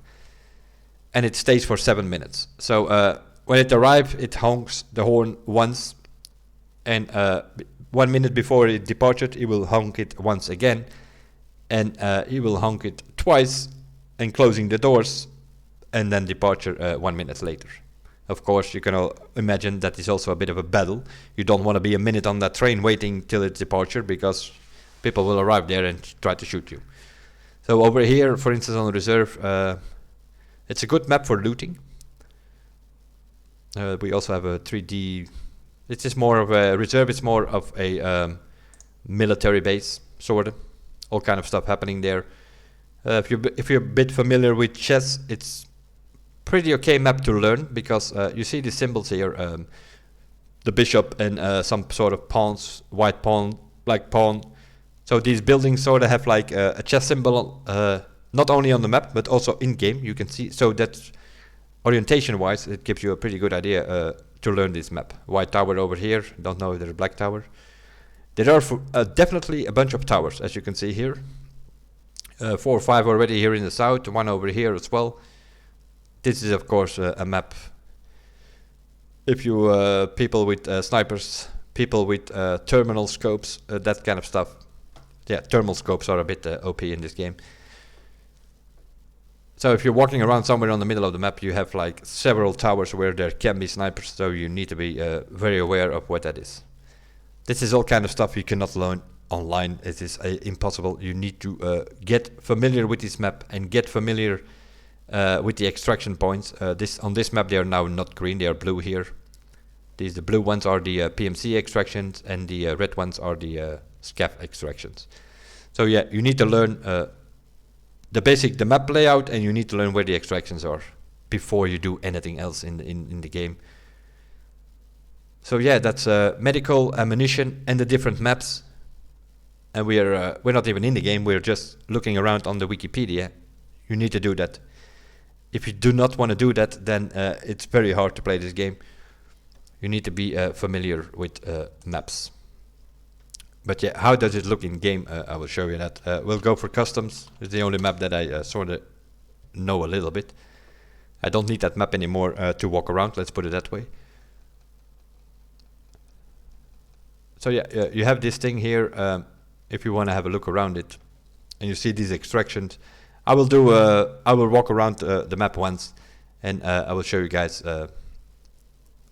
these extractions, how they look, how the map look like, and how they look like. Okay, let's close this down and go into the game again. So, eventually, once you figure out all that kind of stuff, you can put a character together, or you can just play as a scav. We will put a character together for now. There we go. Put some extra magazines. Where's our other magazine? Over here. So we have, yeah, it's fine. We'll just put some stuff on. We'll just play offline. Give you a bit of an idea how this game works. I'm gonna put some water there in case we need it. I'm gonna take the custom key. Another one of these things. In the map you will find keys, and you need those keys to open doors. I have a few here now, for instance, for customs. This one is for factory. These two are mark rooms keys for reserve. But we are going to customs now, so I will take, let's say, take 100 and take customs and take 110 gear. 110 is one of the dorms keys, and customs is on the other side of the map. So we'll have a look on that. So you can put in some headset, you can put in some helmet, you can put a weapon, or you can not. You can just say, okay, no, I'll go in more or less naked, and I'll just take a knife. That is all very possible, but also gonna be a hard time. We'll do two things. So you click on Tarkov. Then you have two options. You can either go as your personal main character, your PMC, and then you play with whatever it is that you just put on there. And that also means that you are risking that. If you die, if you play online, let us assume we are going to play online. If you die in that raid, you lose everything that you have, except for the thing that you have in your so-called safe container. Or you can play as a scav, and then you sort of play as one of the AIs, and then you don't have to worry about your own gear. This is sort of your, in a way, your money-making runs. That is, if you survive. And then you also have no idea what you have, because you get some random gear. And this guy seems to have to be some sort of sniper shotgun thing. It has a scope on it. Our guy seems to have a vest on it. By the looks of it, also a backpack. So yeah, looting wise, we might be okay actually. But you can as well get a guy here who just has a pistol. You know, or you can get like a fully geared guy if you're lucky. So yeah, this cav run is your way. If you can get in there, you can get out. You get whatever it is that he is holding here now, and whatever it is that you have looted during the raid. So yeah, these are your money makers, because if you die, nothing happens. The only thing that happens is that you will see a clock appear here for 20 minutes. You can only do scav runs every 20 minutes. But other than that, you cannot lose anything. So this is a way to learn the game, I guess. Because there's no risk of losing anything. If you play as a PMC, you might have some issues. Let's just take a PMC now. We put some weapons on, whatever. We click on next. And then you come to your map selection. You can play on woods, on factory, on reserve, on shoreline, whatever. We go for customs now. You see 2 times appear here. We're gonna go for 11 AM. You don't want to do night unless you have some sort of night vision helmet thing or something. In the beginning I would just go for daylight. It sort of tells you here that the map is 25 minutes. That is already not correct. That is a beta bug thing, because the map is actually 35 minutes. It's possible that originally it was 25 minutes, but after a patch or so they made it 35. Customs is 35 minutes, I'm pretty sure of that. And it also shows you 7 to 12. That means that there are 7 to 12 PMCs on the map. So that if you go on your map, you know that there are at least 6 players out there, potentially 11 other players out there as PMC. But it is also possible that later on that some other players are spawned in. PMC, you start in the beginning of the map. If you play as a scav, as an AI, then you can spawn at any moment during that raid into that game. So that means you might spawn in somewhere in the beginning with 32 minutes to go, but it's very possible that you spawn in with only like 10 or 8 minutes to go, which makes it already a bit harder, because you probably need a couple of minutes at least to get from one side of the map to the other one. And then you click on next, then it tells you do not have a map. Yeah, that's very clear, because there is no in-game map, and the map that you can buy from your traders, they are, yeah. a simple piece of paper on which you cannot see anything, so I do not advise you to buy any maps. Just learn the map on the wiki. And then you come to this page. As a new player, probably one of the most important ones of all, you want to enable the offline mode.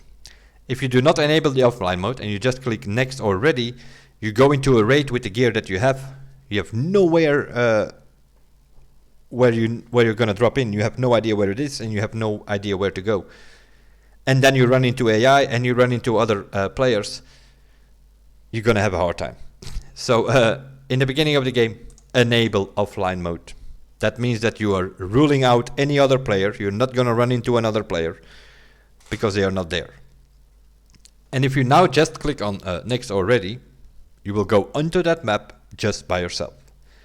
Or you can say, no, I enable PvE, and I advise you to put the AI difficulty as online.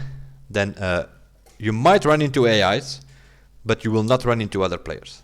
So those are the two possibilities. In the beginning, I would just go in offline and keep doing that till you are a bit familiar with the map. And then advise you to enable the PvE, put them on as online, try to see if you can shoot and loot a few of these guys and still survive out of that raid. Once you are familiar with that and you're pretty good at that, what does pretty good mean? That means that you, sort of half of the raids you survive. That is sort of the numbers that even the top players out there are putting up. They go in 10 times. They take, of course, a little bit of risk. They go look for the fight to try to kill some other players because they have good loot. But they are sort of on a 50, 55, 60% survival rate. And those are the top players. So as a new player, if you can get 5 or 10% in the beginning, then just a survival is a success in the beginning. Simple as that. Once you have that all more or less under control, then you can also enable the bosses. And then you can get familiar with the AI bosses as well. And once you have that more or less under control, then you can say, okay, forget about it, let's go online. And you go over that map, you're going to run into AI, you're going to run into other players. And that's when the real Tarkov experience begins. In this case, we'll just go have a look on customs. And so we just go offline. We'll do 2 runs. We'll do like a quick run through it, and then I will do one with PvE so that you see how it more or less works. So in this case, we do not have to worry about anything. We just enable the offline mode. There will be no other players. There will be no AI out there. It's just a way to learn customs. And then you come into this screen. If you play online, this screen gives you a lobby overview. That also means that if you have some friends or so, you can make a group. You can make a group up to 5 players. That, of course, also means that if you play solo, you need to be a bit of attention to see what's going on, because you might run into teams of 2, 3, 4 players. Although there are not many people playing in 4 or 5, because it's not like in other games, like if you find something to loot, that everybody in your group can loot that box or whatever. No, it's only one guy that can loot it. So if you go in with 5 players, it's a bit hard to get everybody in your group some decent loot. So 2 players, 3 players maybe, but I would not advise you to go in with more players than 3, because that becomes a bit ridiculous. And you just click on ready, and then it's gonna load data files, and it's gonna load the loot into the game and all that kind of stuff, and then you just go into the game. Once we arrive on the map, you will see on the right top of my screen, you will see a clock appear, and also a bunch of names, which are our extraction points for this raid.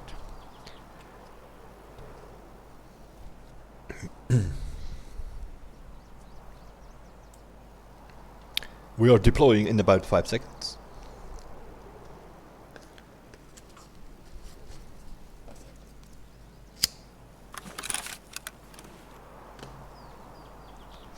We have dorms, we have ZB 1012, we have ZB 1011, and we have old gas station. What does that tell me? Next to that we have a 35-minute clock. What does it tell me? It tells me that we spawned in somewhere on the west, and we need to go to the east. As I mentioned before on the wiki page, ZB 1011 is always open. Old gas station ZB1012, maybe not. So what do? We have a look around to see where we exactly are. We are somewhere on the river.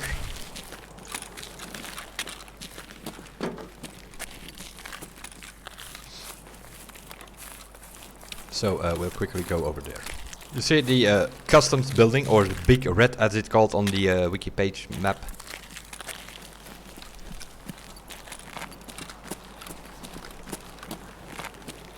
So we'll quickly go over there. On the left bottom of your screen, you see some sort of green bar. That is your stamina. So if you want to sprint, you see that stamina go down. You do not want to go it too low in case you run into trouble and you have to run. Sometimes you have to run to get a different position, to get a better angle on an AI or on a player. You want to have some stamina left, so never run till you are too late or something like that. Or too tired and you can't move anymore. Now we walk here. So we come from that red building over here and we walk through this corner. And this is sort of, you see some traffic here with a bus. You see some garbage over there, some tires. And this is actually in the corner over here. This is Trail Park.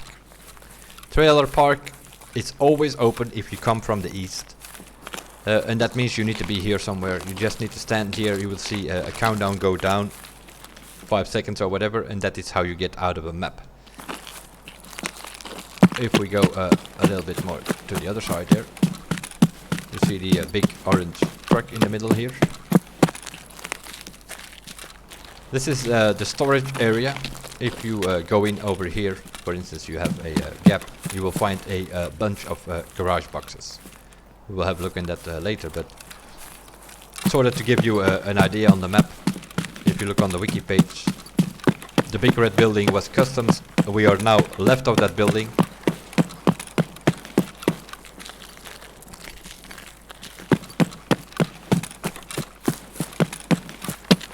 And then you see this gate over here says go home, and that is basically what you do here. If you just put yourself here, 5 second countdown, this is Crossroads. So that is sort of how extractions look like. It can be a gate. So you need to sort of figure out where they are. So this is Crossroads. If you go to the end of this map, in the corner there, that was Trailer Park. If we just stay on the outside of the map, because that is sort of where your extractions will be in general, in most of the maps anyway. Like now I'm just gonna walk a bit because stamina is almost.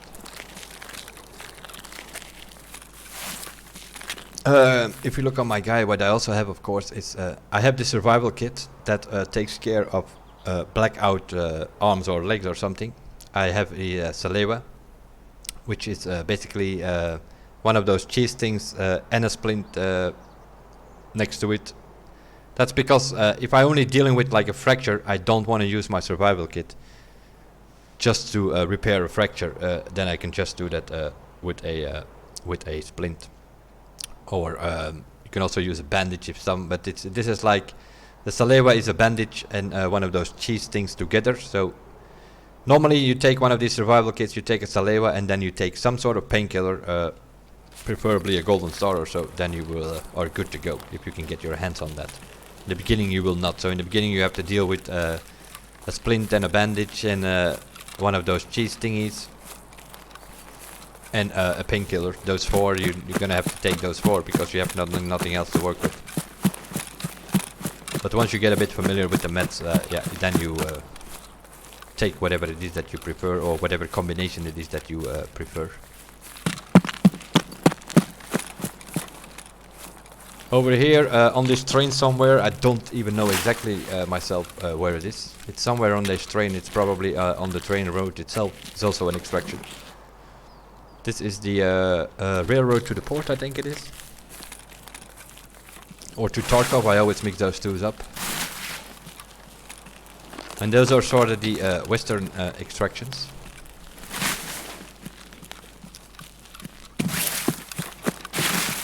Over here you have a couple of bridges. You have the big bridge there. Not advisable to take that if you run on customs, because you are pretty much in the open. So most people are going to use the land bridges. This is one of them. On the other side you have two. The other side of the bridge.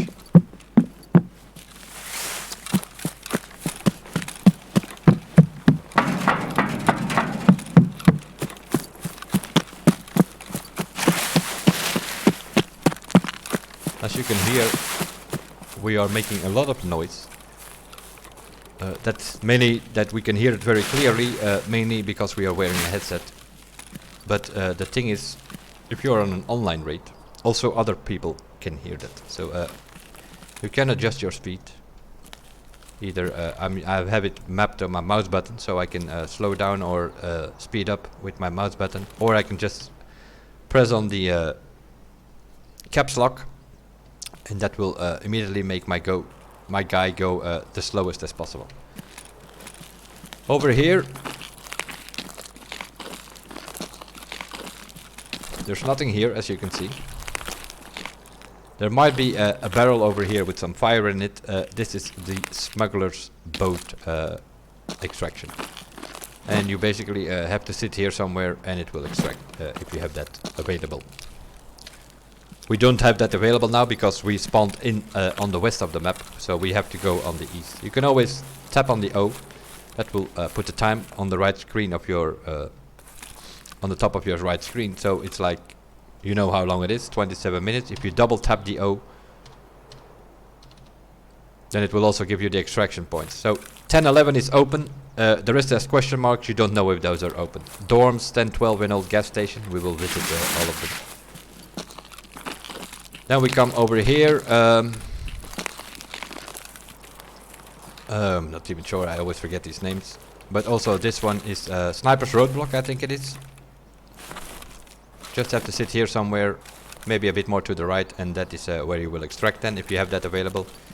But those are all things which are only available if you come from the east.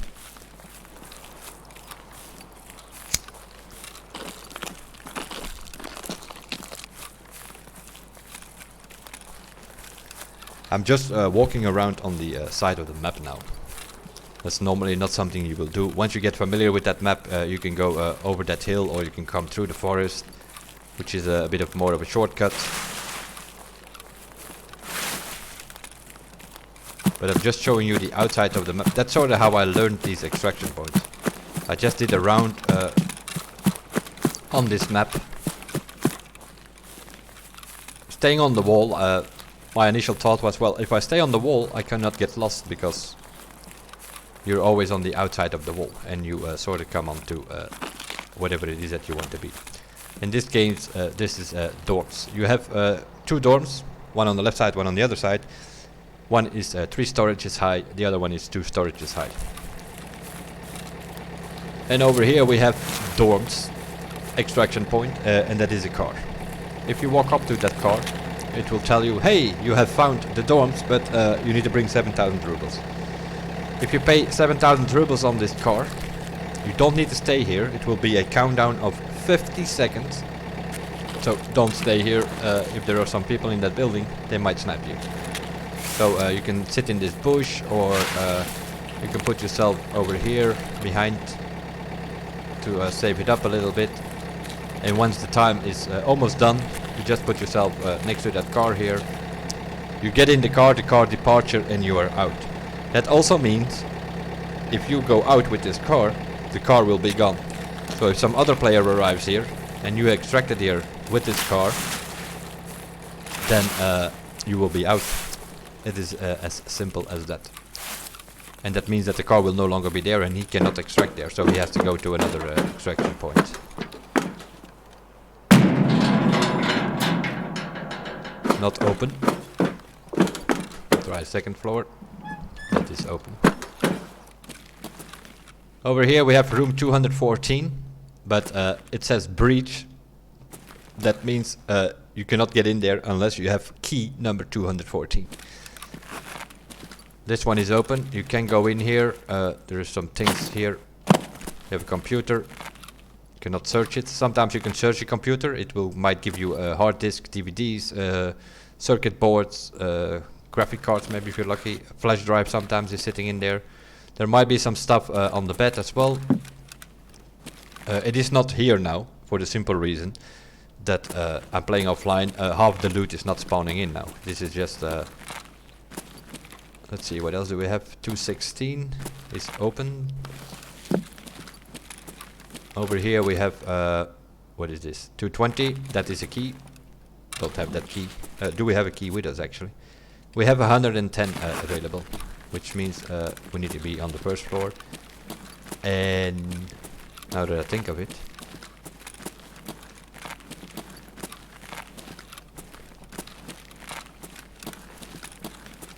I don't think it's in this building actually. We'll have a look. But what I was trying to show you guys. Let's go up first. Third floor. This is the 3 storage zone, and on the end of this building, this is where people running through like crazy. This is the Mark's room. It's room 314, but you need to have a key for it, which is a key. Oh, I can show you now. I have one in my stash for reserve, one of those marked room keys. You can use it 25 times, I believe. And that is where you will find a big circle in the middle where you will find 3-4 items. Usually can be some piss pot, but usually it's something decent. So people that spawn here close by, they want to run here because they will sort of have the benefit of being here first. You might have a problem here. That is that the boss of this map, Reshala, might actually spawn in here. And if he spawns in here, as I mentioned before, he never comes alone. 104, 110 minutes. But I don't think it's on this map though. We'll have a look. This is 114, 113, 115. So in the beginning that's what you do, right? 118 is also a key that you want to have. Might actually have that one, now that I think of it. Here is 110, but it's not opening or anything, so we're actually in the wrong building. So yeah, that's a bit of a problem. In the beginning you don't know these rooms. After a while you do know these rooms and you don't have to look at the numbers anymore. Because now it's easy, we are walking around here. Pretty safe. We know we don't have to worry about anything because there's nobody else on that map here. It's a little bit different if you play online because this is one of the highly fought areas because people want to come here to the Mark's room. Also this building needs a key.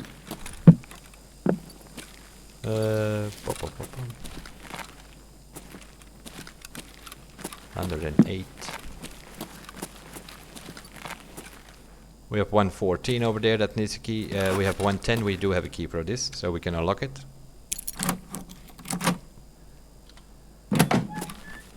People that do not have a key cannot go in here. And then you will find a save. That's what you mostly find in these things. So you open that thing up and you will find some money and some stuff here. You can, for instance, put in your meds over there and you can say like, oh, that horse. It's probably the rubles you can put together, by the way. That horse might be valuable. That's something after a while you will get familiar with what all these prices of these things are. Then you can put it in your safe container. Even if you get shot, it will come out of the raid because you put it in your safe container. I'm not going to do that now. I'm just going to put the rubles in here. It doesn't matter. It will not come out anyway because this is offline mode. As I told you before, you don't level up. You don't get any experience. This is all practice. We will not get anything from this raid. We will just go out as we went in. But it sort of gives you an idea of all these different rooms. You need a bunch of keys here, especially here on dorms.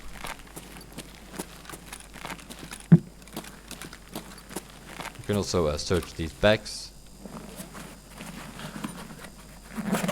just sort of showing you like how this, like this here. You can take this, or you can just control click it. It's another way of doing things. That will automatically put it to the left. What else can you examine? Cars, most of them open the boot. Let's see. Nothing in there. Okay. But there might be something in there. Let's go a little bit to there. We're still on the dorms. We're sort of on the front side. We were behind earlier.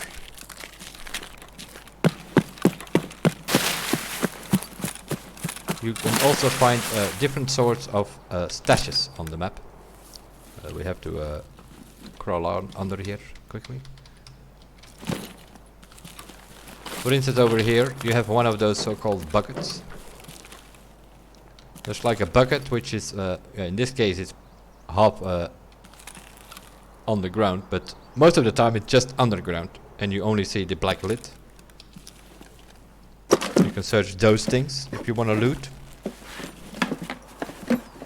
And as you can see, you can find all sort of things in there. We have, for instance, one of those hard disks. If you just control click it, it will automatically put it to the left. Here we have 120 bullets, but yeah, so you can just unload that ammunition. Unload it again. And then you can discard this thing. Just throw away the paper, you don't need that. So we now have 120 bullets that we found. Unfortunately it's US ammunition. US basically stands for ultra shit. That's what it comes down to. This is not good ammunition. We found another PP. Yeah, so the same sort of story. That's like top 5 or top 6 for the 545 39 caliber. You can't hit anything with that. And FMG, yeah, sort of similar story. Yeah, if I think. Also not one of the... that's why you need to have some sort of picture or... it's kind of okay, but... You have EKO and you have FMG for the 366 TKM caliber. This is actually top 2. So you can take that. This is food. You can just click on use all and that will put your energy here. So if you use food, that number will go up. Now of course the problem with that is that if you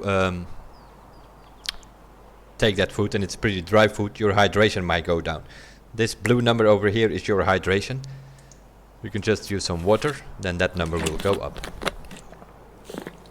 You can also find on the map sometimes some pineapple juice or something like that. Sometimes you find some food which also has some liquid in it, so then you might actually see that both of the numbers go up. And the green number, by the way, is your health. As you can see here, with these numbers, that is your health. We know that the Salewa from the wiki page, it restores 85 at one time use will restore 85. So if you drag this thing to for instance over here to the thorax, it will restore at least 85. If it only needs restore 60, it will only restore 60 obviously, but it can go up to 85 in one go. That's why the Salewa is not that bad, because as you can see, the head is 35, the thorax is 80, the arms are 60, the legs are 65, the stomach is 70. So yeah, a Salewa, if you have some issues on here, it will restore everything at once. Of course, if you have some damage on your left arm and some left leg, then you first have to do the arm and then you have to do the leg also, obviously. But it can restore everything because 80 is the highest that we have here and it can restore 85. If you use one of those cheeses, it can only restore 50. So if you have, let's say, 70 damage on your thorax, you're gonna have to use that cheese thing twice before you can actually fully restore your thorax. And yeah, stomach, thorax, head are the 3 important ones. You don't want any of those things black out because then you have a serious problem. This is one sort of stash, as they call it, that you can find. We move on. Then you have the factory over there. Over here you have the bus stop. If you walk next to this wall, for instance, there is another sort of stash that you might be able to find. You just go next to this wall. Go a little bit to the left. Over here you see some sort of planks with some leaves over it. Barely visible, but it is a stash. Those are the two sort of stashes that you can find. Either it's a bucket with a lid on it, or it is one of these wooden things. And as you can see, you can even find weapons in there. So we control click. No, we alt click to equip it. If you alt click, it will equip some gear. If you control click, then it would put it in your tactical rig, or in your backpack, or in your container, wherever it is that you have room. So we can just control click all of this, quickly remove it, and moves it in whatever it is that you have room. You can also stack backpacks, or you can put a rig in the backpack and stuff like that. So you can take more than you are actually able to carry. Like in this case, what do we have? A 4x5, so we have 20 spot backpack, but we could put a rig on here. That rig takes, what is it, 12 positions? Yeah, that's exactly what it has. But you have something like an ABS or so. If you have an ABS rig, that also will only take 9 or 12 positions in your backpack, but it can carry way more than that in the rig itself. So then you can sort of stack it inside each other.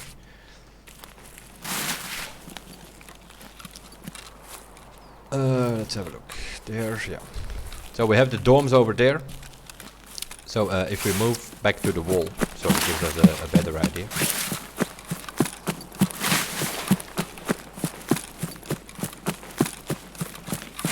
Then you will come to these gaps, so go the most left as possible.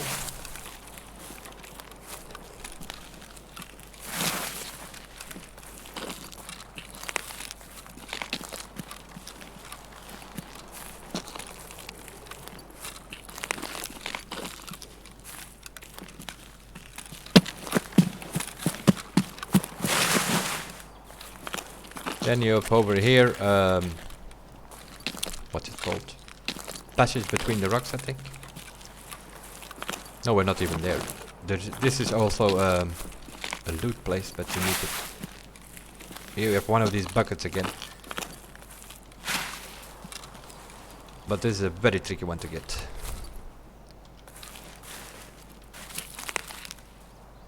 That's a bit of a problem with these things sometimes. You need to find that pixel where it shows you search. Let me switch. Do we have another weapon? Yeah, we do. Might be easier.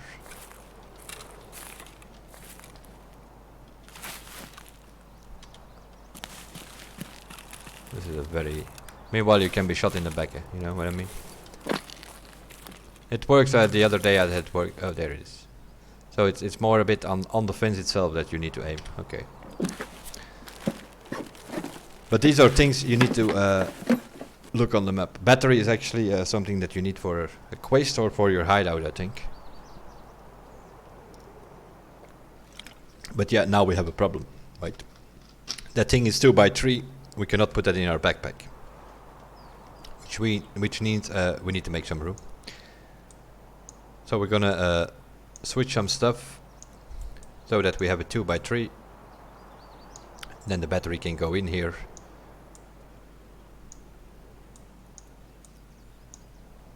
Bring the horse back. So now our backpack is full.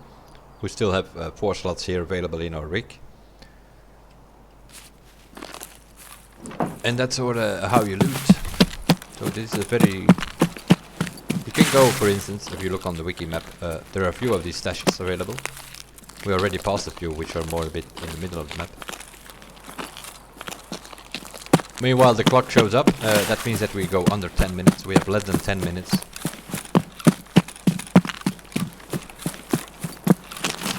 Here we have the railroad to Tarkov or something, I think it's called. which is also an extraction point.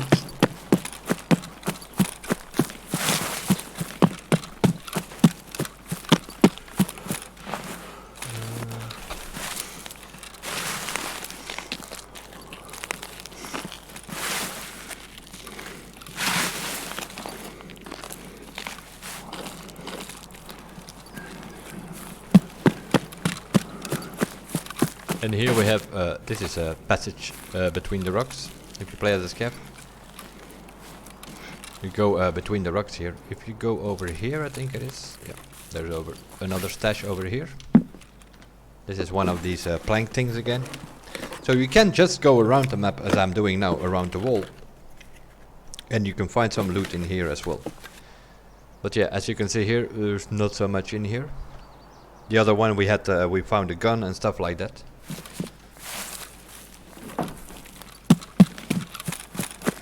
Let's move on a bit.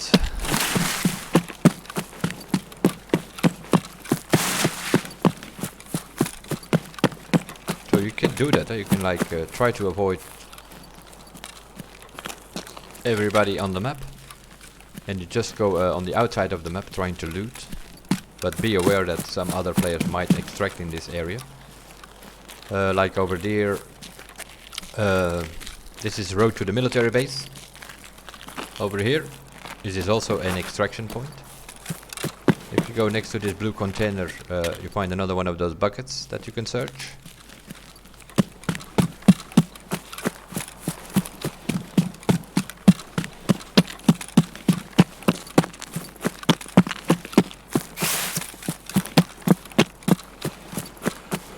Now, of course, we are walking around here without anything to worry about. No fear needed, because we know we are the only one on the map.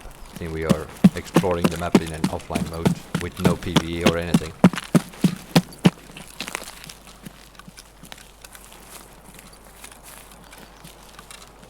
What do we have here? Here we have another bag that you can search. If you go into the container, you'll find one of these boxes. Some blue gunpowder, which is actually not that bad. So you could pick that up if you want. You need it for quays, you need it for your hideout, all that kind of stuff. This is, I always forget the name of this one. This is also an extraction point, by the way. Then you come over here. In front of this gate, this is the admin gate extraction. Also here we have a loot. Now we have some green gunpowder, that's fine. We do need some energy, so we're gonna eat that sugar.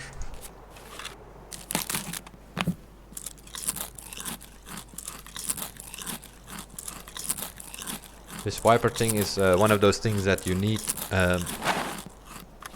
for your quest. So how do you do that? Like, okay, we have everything full, but we want to take that. Yeah, we know that the ultra shit ammunition here is no good, so we're just gonna discard those two. We're gonna bring that here. It doesn't fit. By pressing the R key, you can switch it, and then it does fit. That's also how you switch things from a vertical to a horizontal position in your stash. You just hold it and press the R button. By eating the sugar, which is pretty dry, we completely lost hydration. So there's a bit of a problem because we have no more water. We have nothing that that we can actually drink.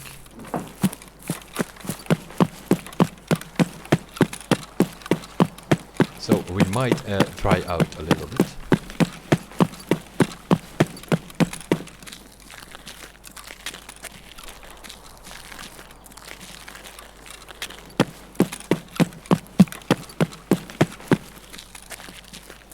And then we are basically what we did now during these 30 minutes is we walked from the east, from the west to the east, sort of going over the north side of the map. If you look on the wiki map, and then you come to this little building over here. This is always open if you come from the west. This is ZB 1011. You go in there.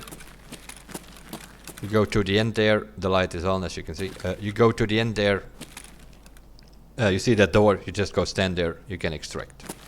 We're not gonna do that, we're gonna try to find another one.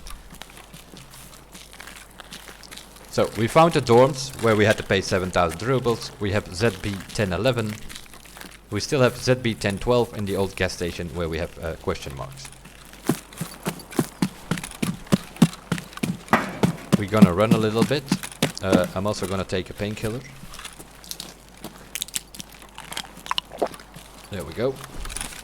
The reason I do that because our guy was starting to become a bit blurry. And the main problem with that is that he is in pain because he's completely dried out. So I need to find some water. We'll quickly search this to see if we can find some juice in here. Probably not. Okay, it's not very good. I need some energy because I need to be able to jump over this fence here. There we go. That over there is ZB 1012, which is one of our extractions, but the light, as you can see, the spotlight on top of that building is not on. That means that this extraction is not open.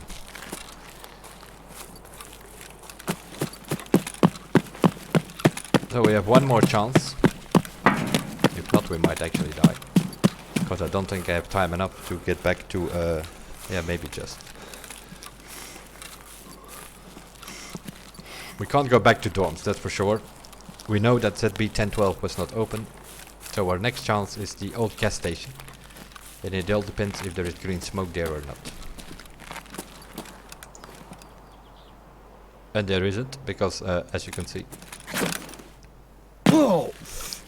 might actually go on. Or doesn't it work on offline? That's also possible, but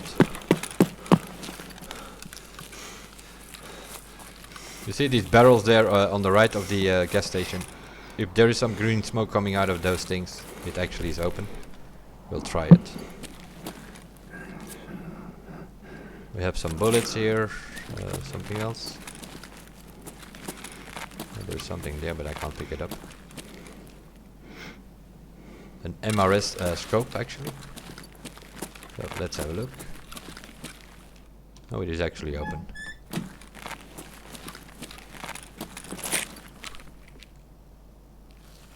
No, it's not, I think. I think I have to open this door as well.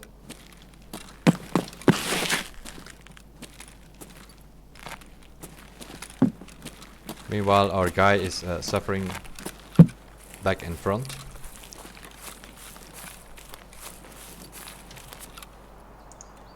As you can see here, he has all kind of problems. Although we didn't get shot or anything,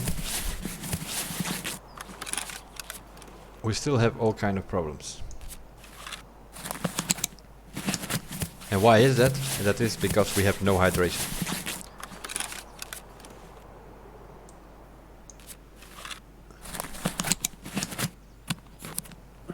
We definitely want to fix the stomach.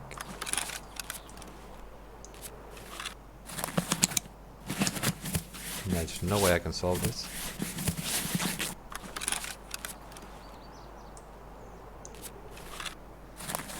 Because as you can see, we have a bit of a headache here now because we have a dry stomach.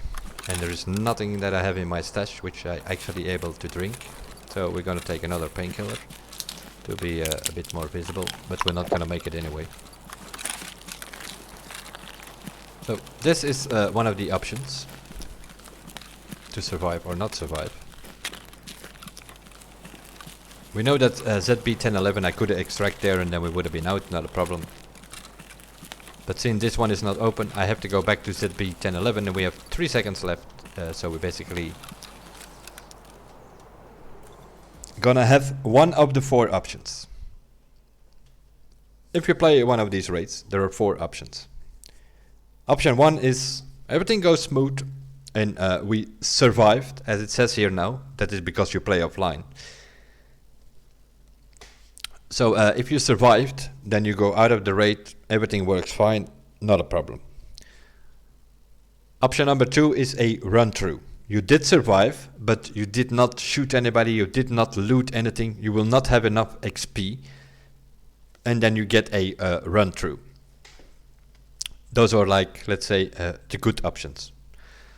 Run through is not something you want to have, because that means that you will not make much money.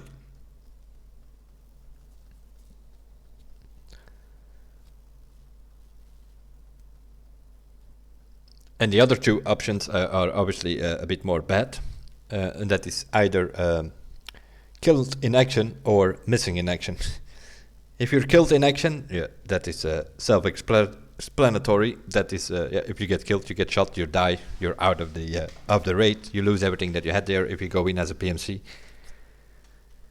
Missing in action is sort of what we had here now, but it said survived because I play offline.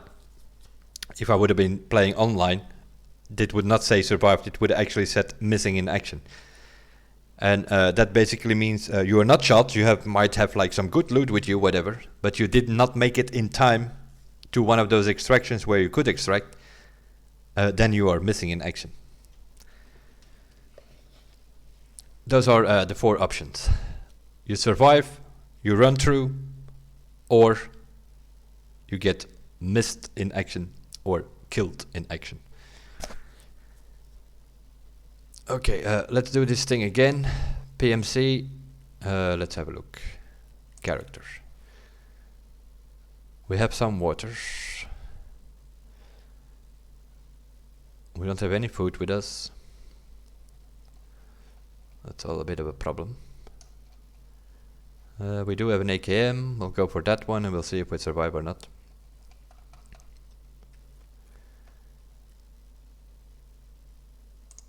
We go again, we do exactly the same, we go PMC, we go customs, we select the time, preferably daytime, 1600 hours, fine. We enable the offline mode. This time we're gonna enable PvE and we're gonna put the AI as online. We do next, PMC is ready, let's go.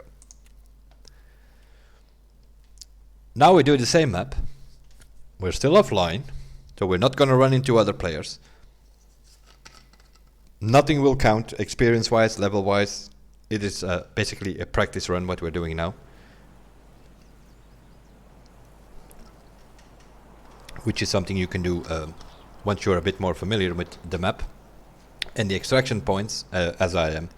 Then you can do this to practice, at least with customs. I'm not so familiar with the others. I still need the maps to find the extraction points with the other maps. I am starting to get a bit familiar with them, but except for labs, because I never found a lab key and I also didn't buy one yet, so I haven't been in labs yet and know more or less how it looks like. Okay, so we spawn on the west side again, so we know 1011 is open. The rest we are not sure of. We do not have rubles. I think we actually spawned exactly on the same spot. But now let's do something different. If we look in here, we have the customs key. That's that red building. There is an office in there.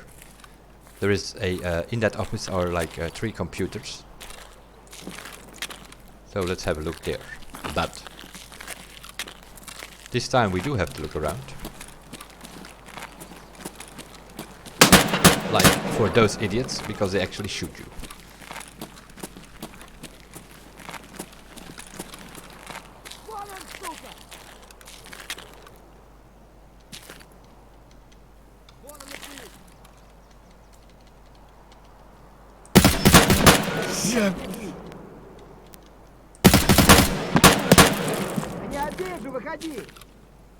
Guys, pretty good shot. You already blacked out my arm.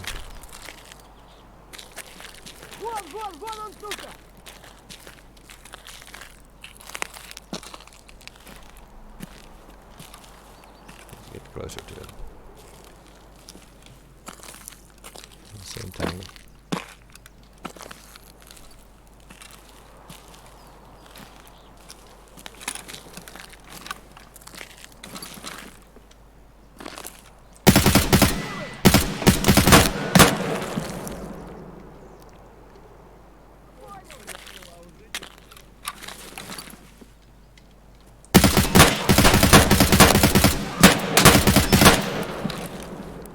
First guy is down, but that other guy with the shotgun guy, I think he has a helmet or something.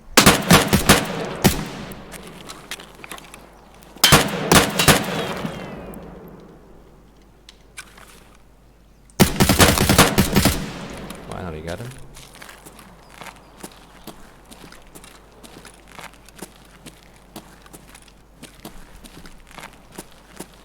Don't want that many shots with another player. You can risk it with AI, but... Okay, now.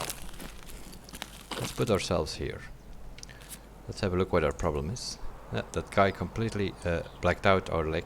So, we need that survivor kit now. I do believe it takes, what is it? 20 seconds? Or 12 seconds, something like that.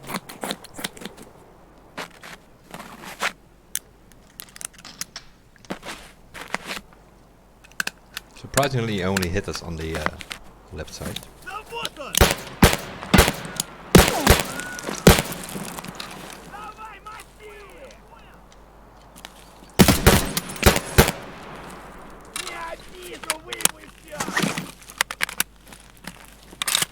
Вон он, сука!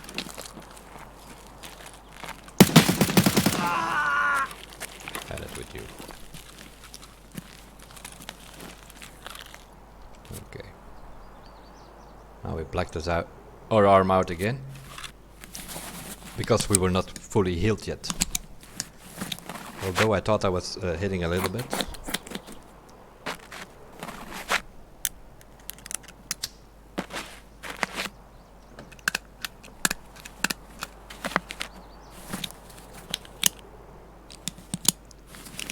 Okay, so our arm is fixed. We're gonna put a splint on here to solve this fracture.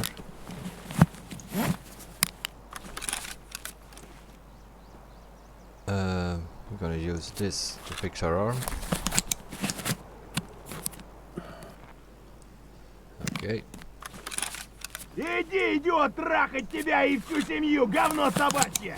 Жлоб вонючий! Ща к барыгам, а потом по бабам.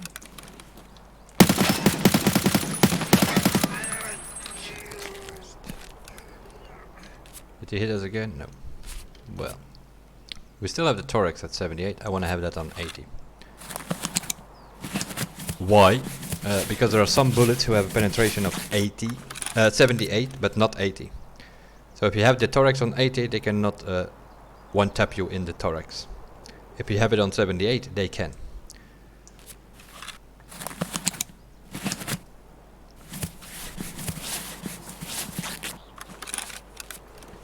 Okay, now, we're not out of here yet though. Now we have 4 bodies here. We can get to this guy, probably, without being in too much troubles. Because that is the other point in this game. You can shoot somebody, that's all fine. It doesn't mean that you can immediately loot him. You need to check the area to see if it's safe. This guy has armor. You can put that on. It doesn't go along with your rig, so it also doesn't matter. It has 0. You do not want to use that. Helmet is completely useless. That you can put on. The knife you can take if you want. You search the vest.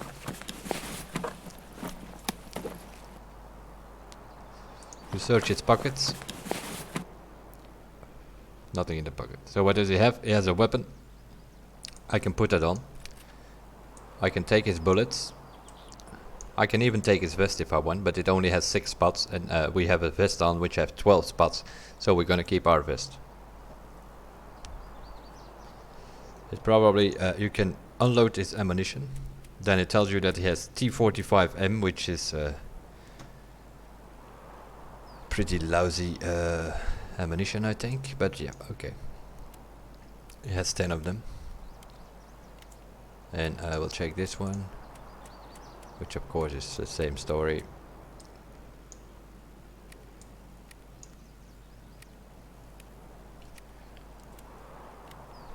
T45M. It's actually it's third in the list of 7.62 39 ammo. PS, yeah, if you don't have anything else available, but you normally want to use BP in that caliber. But okay, yeah, we have to deal with what they give us. And what does this guy have here? He shot us a few times, so that will not be 10 bullets, I guess. No, 9. He only shot us once. So we can now also use his Vepper. We have it on our on the back, basically.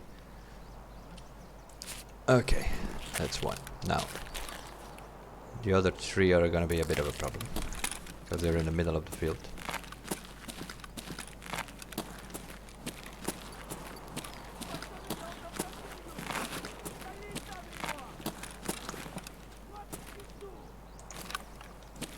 I don't know where he is, but I hear.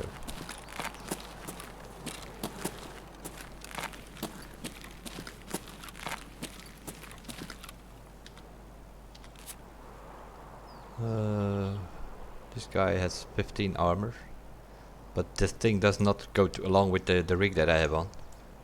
You can use the gas mask if you want. Check the vest. I knew it, he was there somewhere.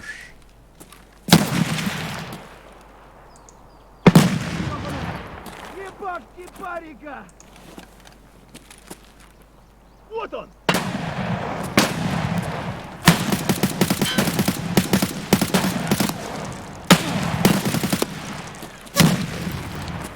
We're getting shot from all kind of sorts. We're in big trouble here.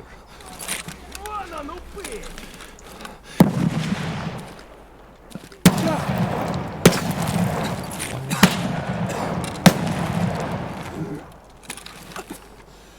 We're gonna die here, pretty much.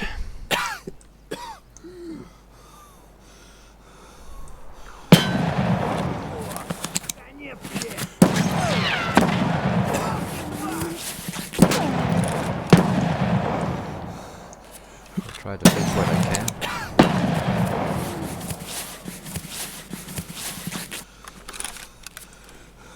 Blacked out head, you cannot save.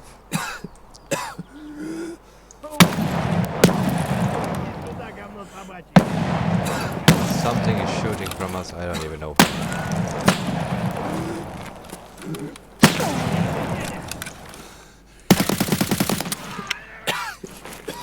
I got him, but it doesn't matter. There's no way we get out of here. With a blackout legs, which I can, yeah.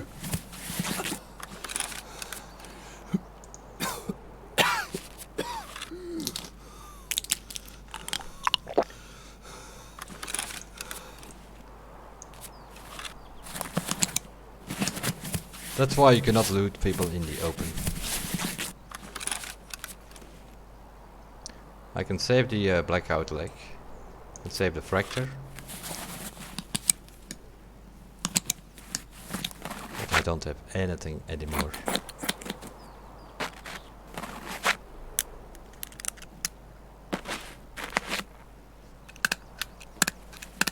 The arms and the legs I can restore with my survival kits. But I do not have anything to heal. Гнида!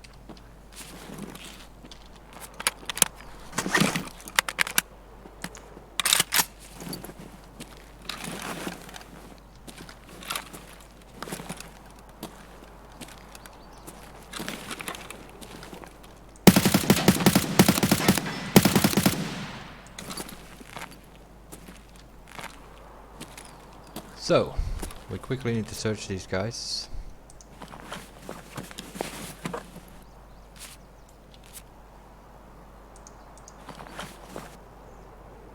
Yeah. Guy has 10,000 rubles. Very nice.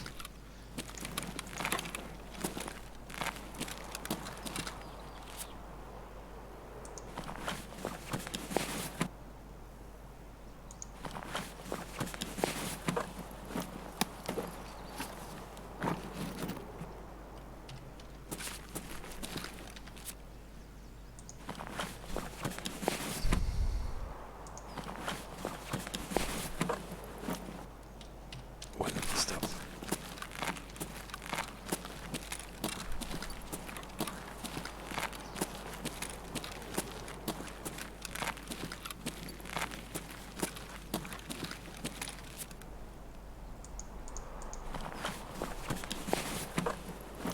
We are in big trouble in this example.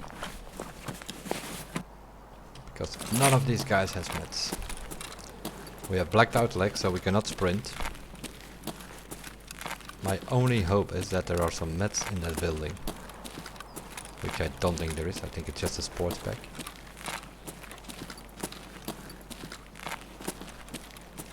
None of these guys have meds. There is a med kit in the storage.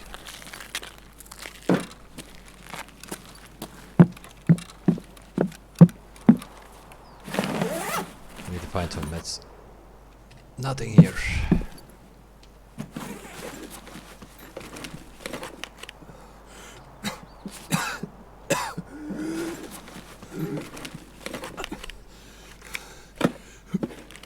Yeah, we get a dorm's key. I'm gonna drink that water, hopefully that helps a little bit.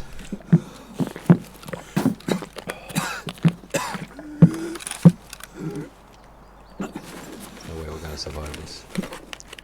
We're gonna bleed out.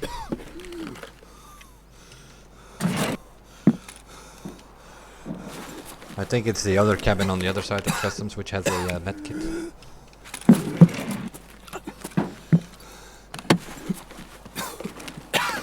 Weapon case of some sort. Yep. You can find some scopes in there, flashlights. Jacket is usually keys.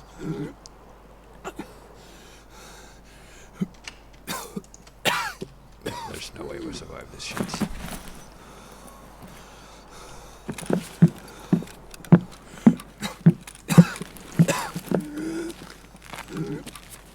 Let's have a look. Can we save something? No, we can't.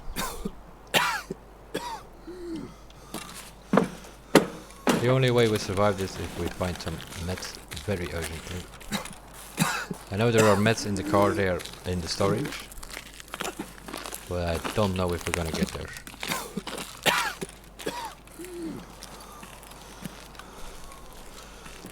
And yeah, our extractions are on the other side of the map, so there's no way we're gonna get there either.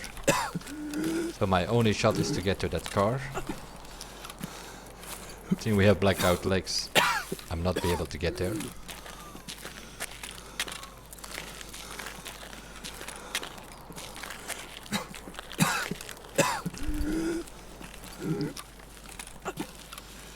We're also low on bullets, we shot 2 magazines.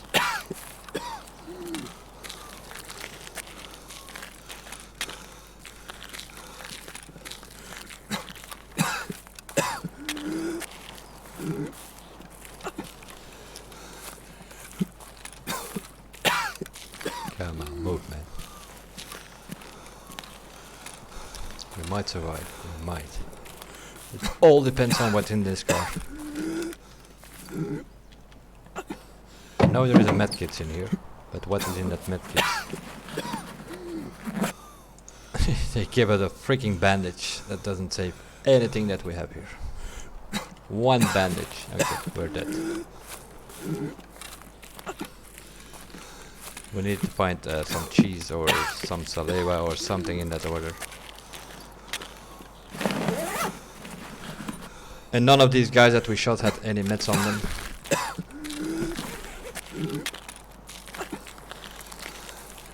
And that is why you do not loot people in the middle of nowhere without paying attention. What I also don't know is why I did not take that guy down faster, because I have BT ammo in here.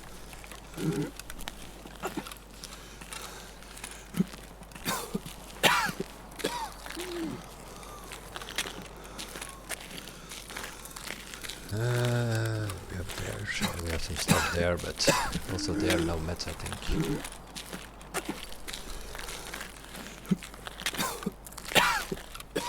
So.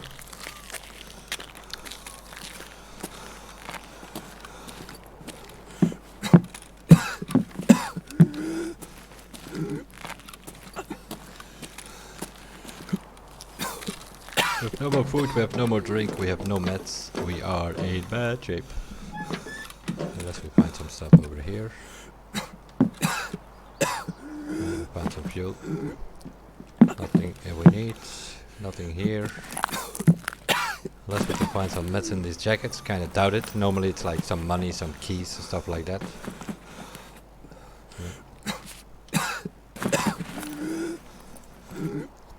We still have a shot if we can find meds, but not likely by the looks of it. Yeah, keys, all sort of keys you find in here.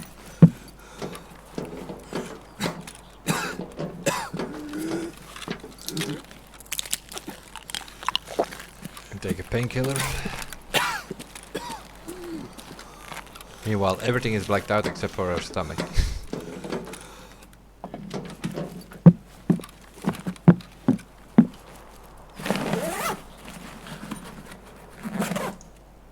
There's no way we survive this. Yeah, we get some food. Very nice.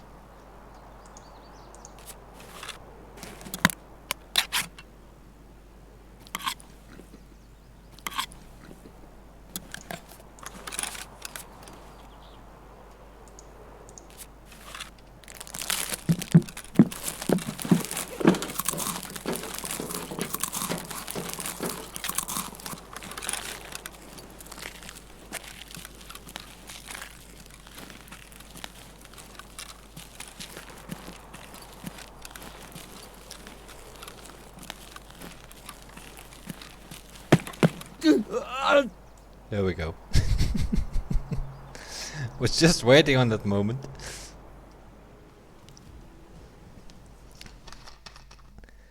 So it's option number 2 this time. Killed in action probably. It will get.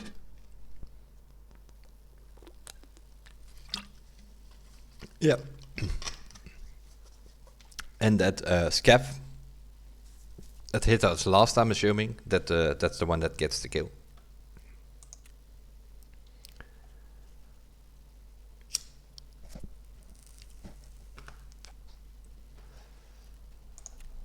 Okay, let's go again. This time a bit more careful.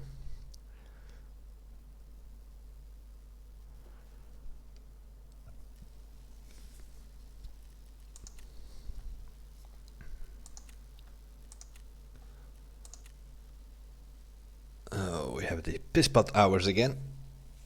Okay, we'll just go for 1800 hours. I hope this game takes place in summertime, that it's still light.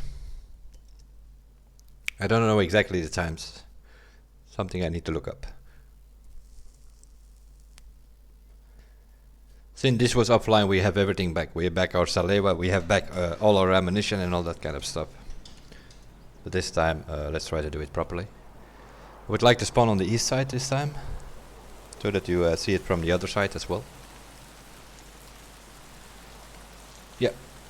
We have rain, that already means that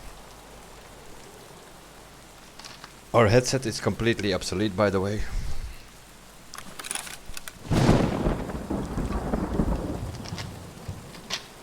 We are spawning on the east side this time, because we have Crossroads and Trail Park always open. That's sort of where we died.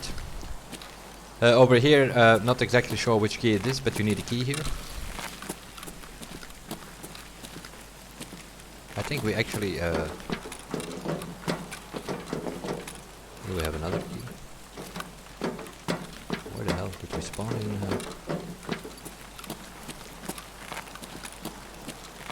Also there, door which doesn't open.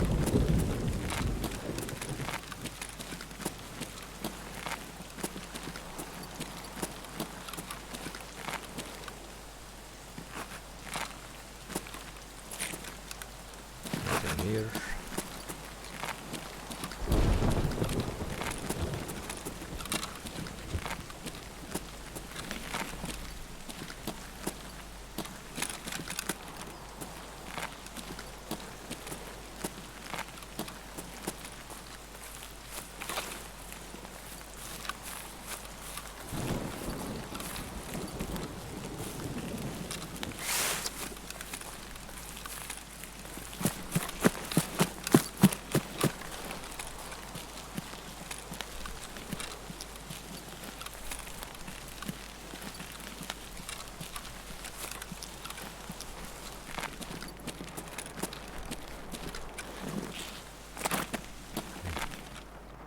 Close these doors.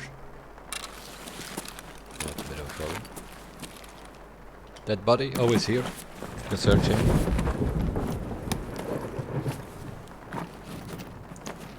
We'll take that drink for sure. In case we need it later on.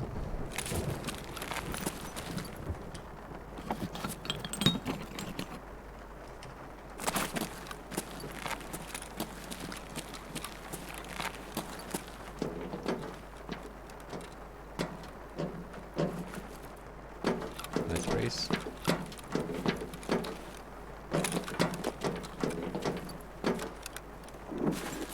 There are 2 weapon cases here.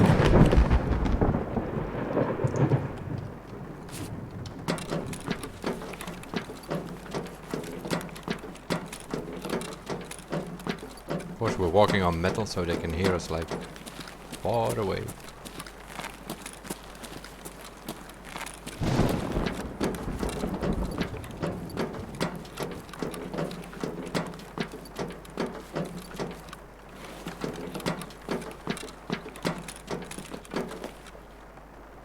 There's the other one. Oh, wonderful stuff. That's not the idea. Okay, we're gonna do something else. We're gonna put this over here. We scroll over it and we map it on 6. Short key. And now you can just do 6.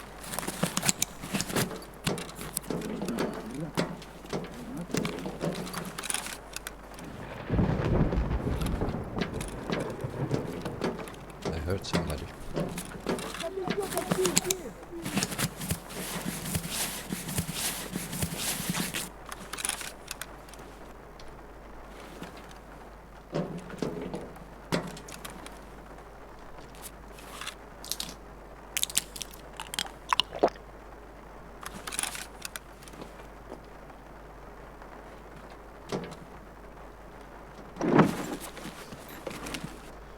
There are some guys over here somewhere.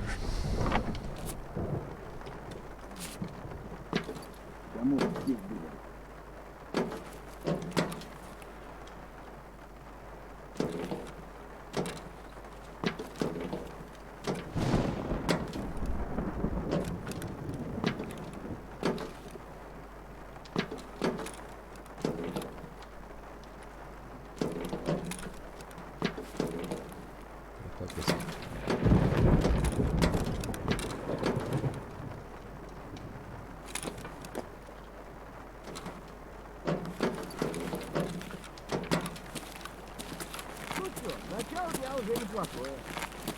You're outside. You're outside.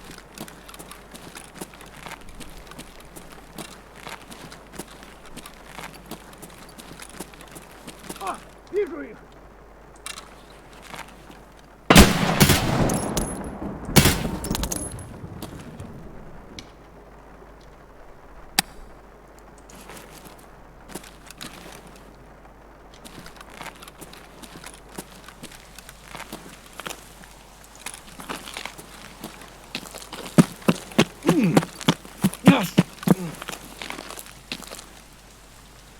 Why is he complaining?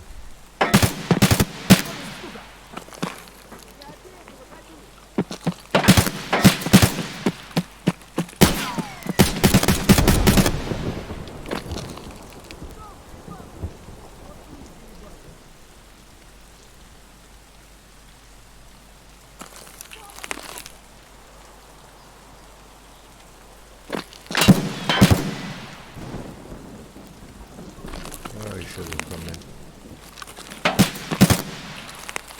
Is he on the tower?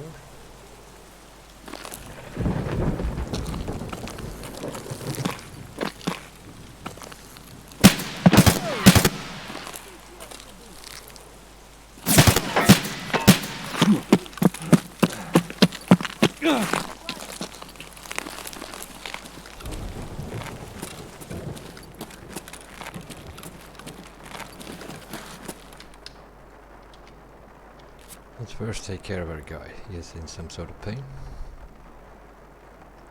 We have a fracture. We can use a splint over here.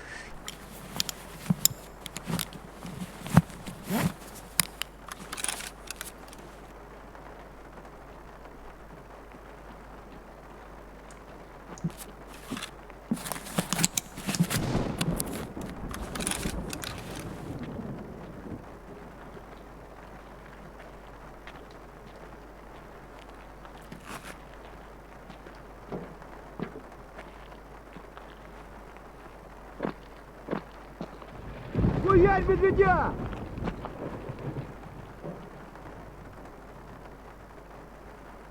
А вот тут друган мой бывал, точно. Блять, все сюда ко мне! Two guys outside.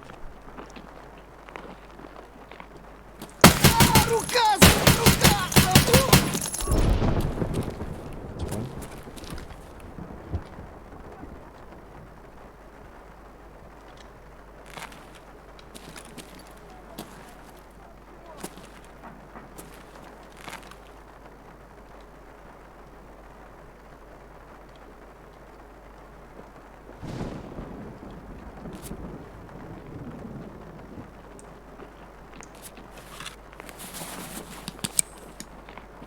Вон он, сука!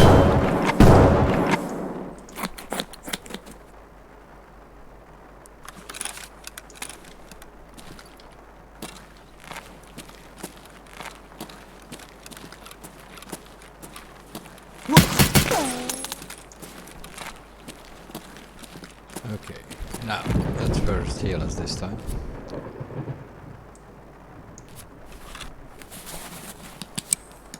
I don't have a splint. Oh yeah, I did have a splint. Damn. That's a bit of a waste of the survival kit because our leg was not really blacked out.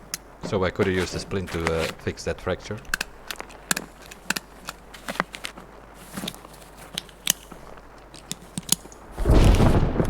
Вон он! Damn it. Don't leave me alone here.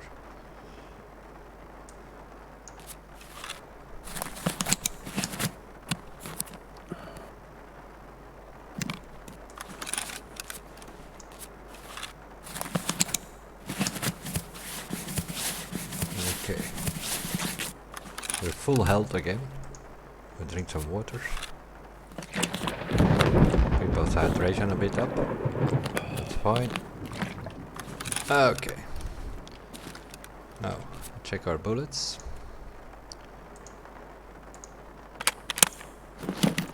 What do we have left? Not much anymore, I think.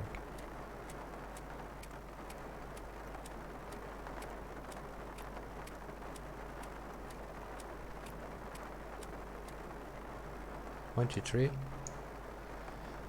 Kinda okay.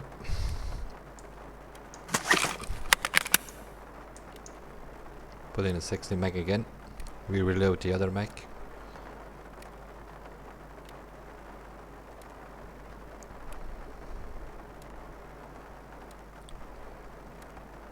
Don't hear anything immediately.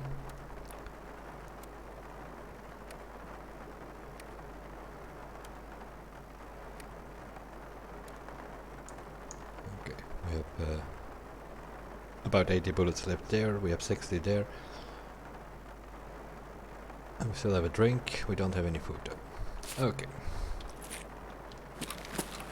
Now let's loot these guys.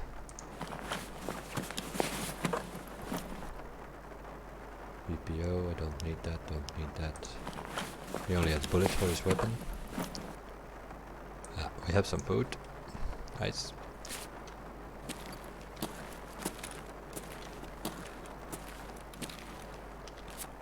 Let's see what this guy has. Same weapon as I am.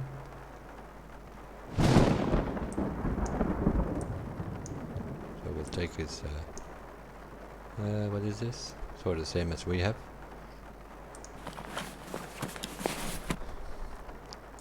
What bullets does he have?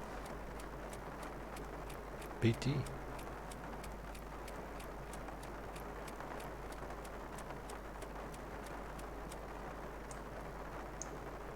That's nice.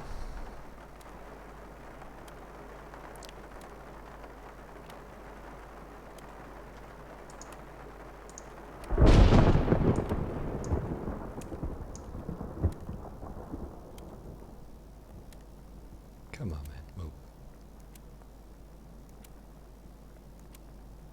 Jesus.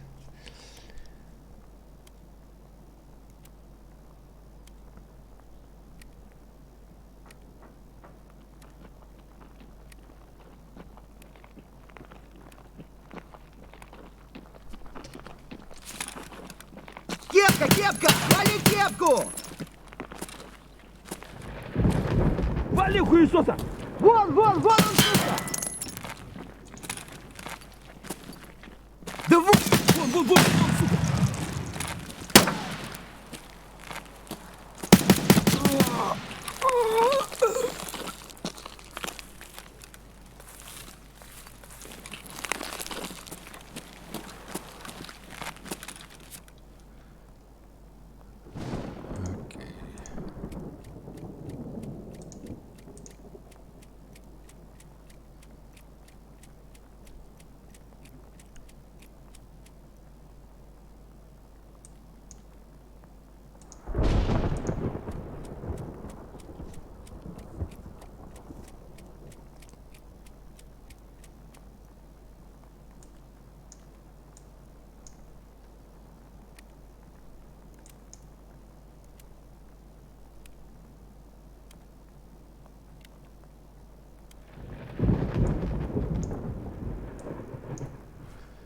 Okay.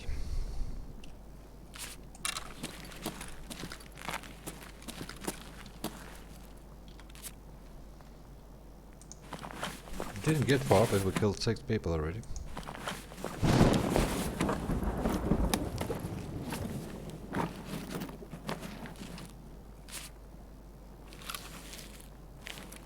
Thought I heard footsteps. Have some drinks again. 67 energy. Guess we used the piece.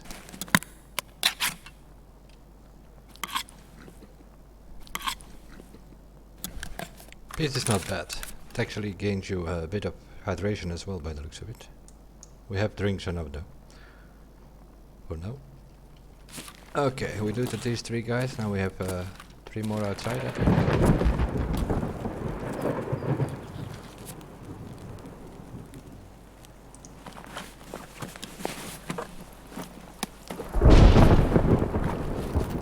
Just some bullets. We have some sugar.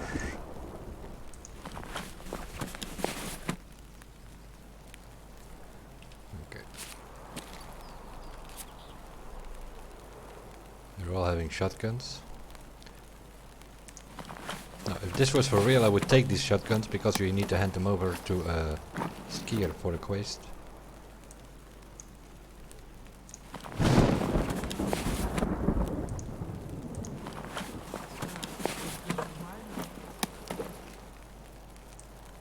Some meds.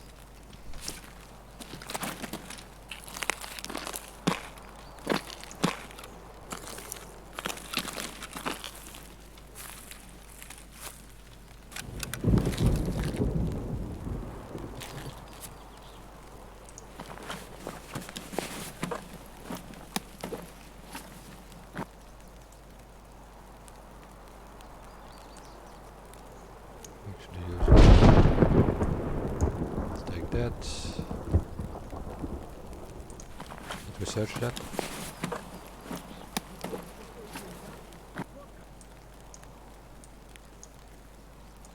I hear a voice somewhere. Mayonnaise, what does that do? That food?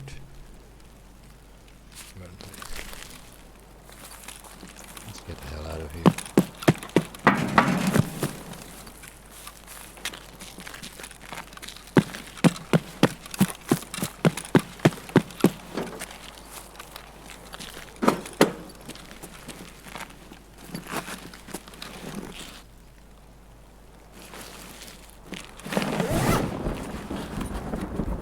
We have enough food and drinks, but DVD doesn't always do as much.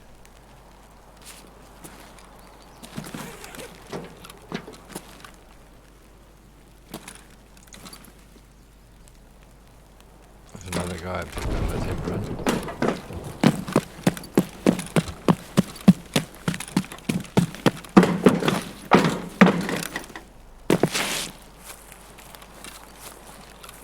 Кому тут пизды выдать?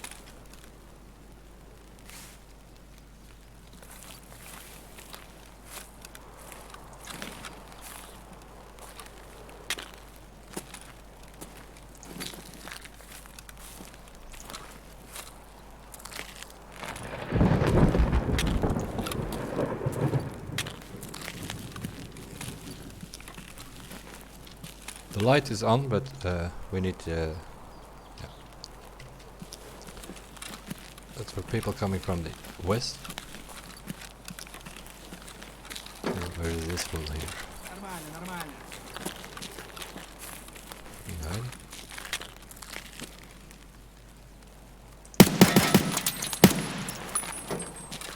He's down.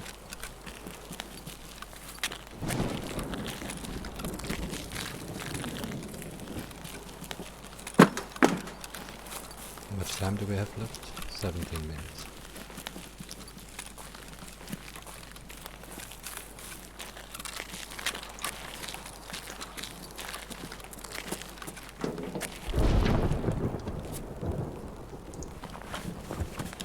Guy has a Triton now.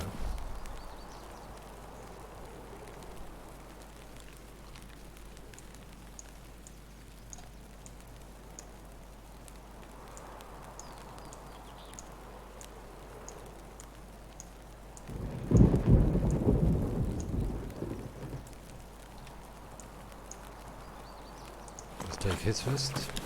Has more spots.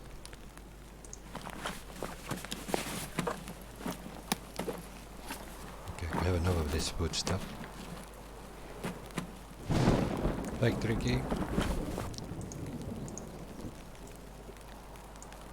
Hexagon, that thing is... What is its worth? I'm not sure what it's worth, but... I will drink his water here. Apple juice. We'll get the hell out of here.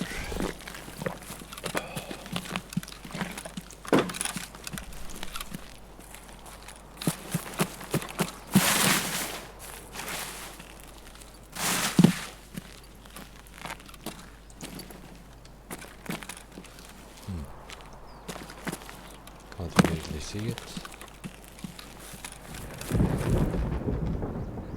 There is a loot bucket here, a stash somewhere, but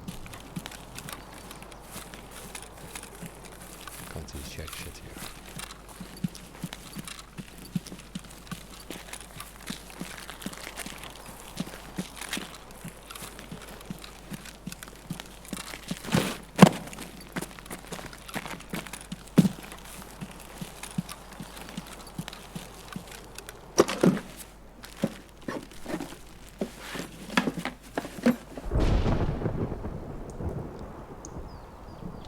Drop this. This is a pull one.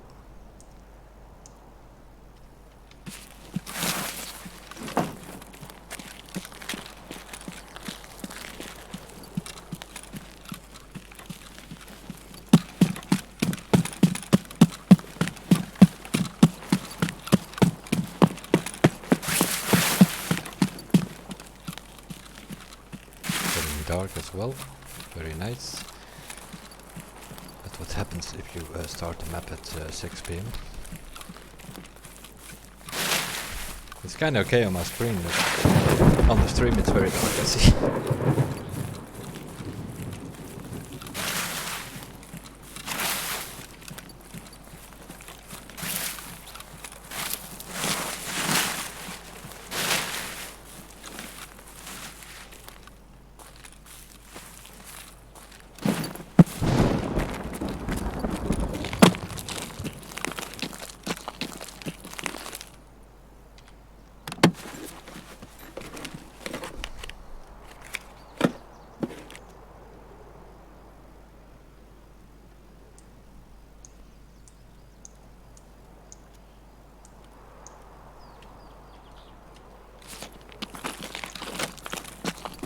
Okay, now.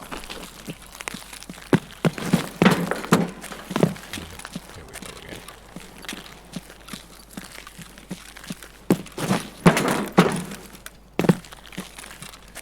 That car here is annoying me.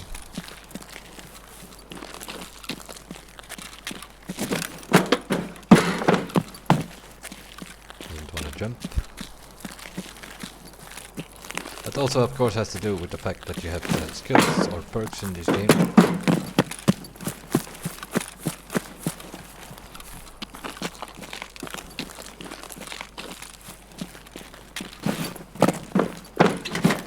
Oh, come on, man.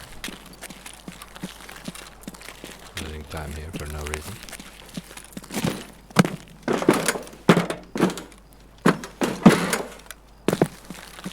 Can jump up there though.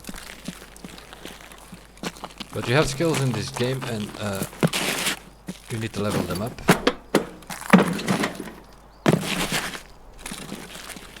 Okay, I guess we have to go around. I don't want to do that. That's too far around.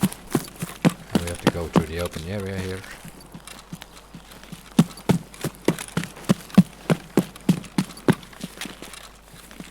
Which means we're gonna get shot at. No matter what.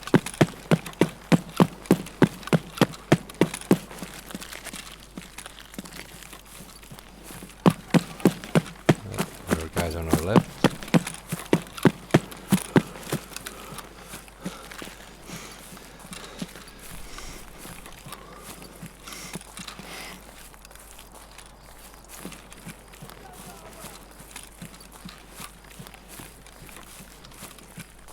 Minutes.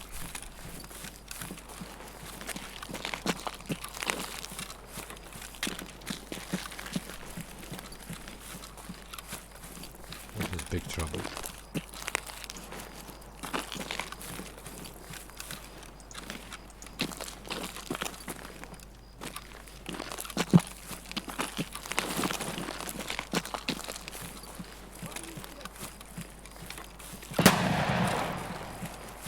We're too far away, my friend.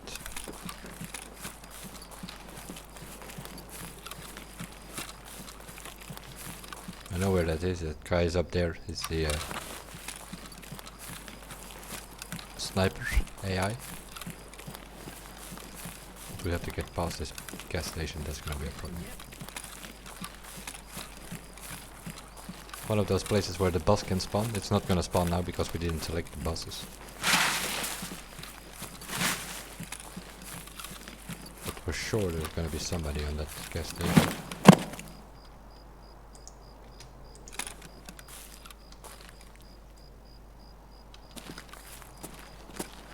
Oh, come on, I saw him there. Where is he? Скупщику все продам и заживем. I don't have grenades.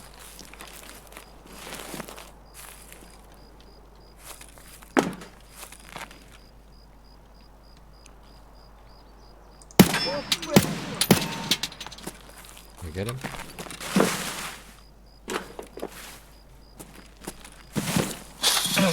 Yes.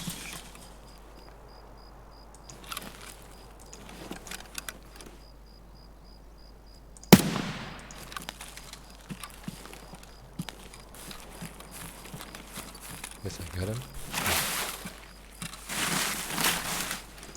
Got him. I got him, but I cannot loot him. I think. I'm gonna try anyway, but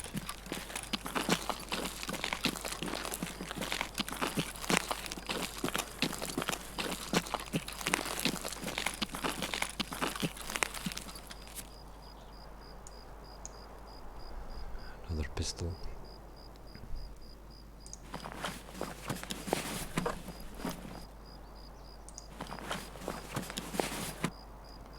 Let's see. Let's eat the croutons.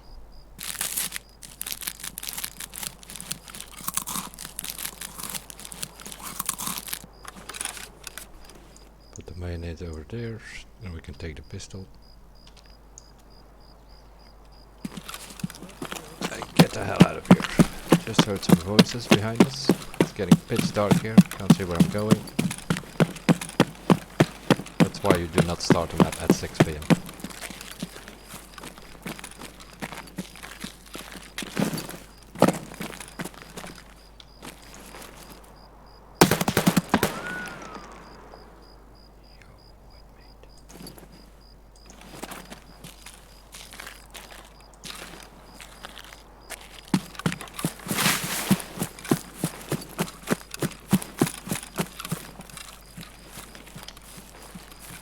I know that was from the gas station.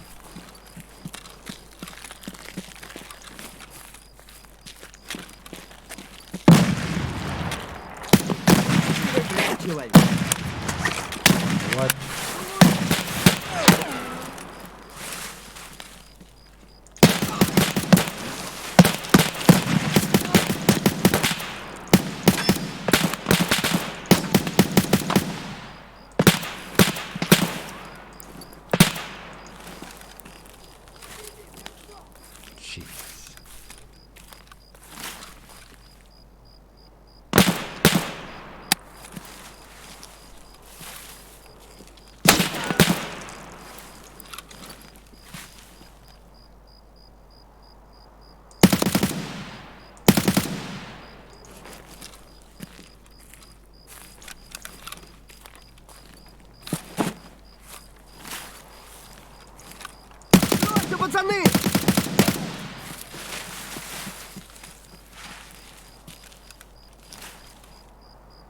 I survived here.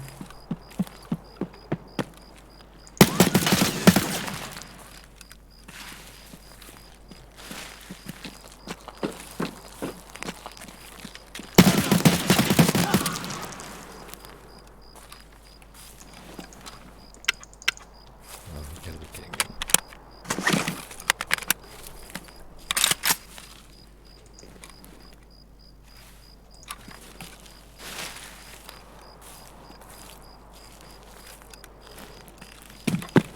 Ах ты ебагла!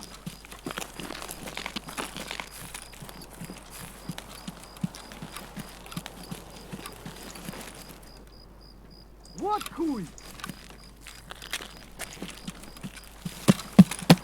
Ты куда пошел? Да вон он!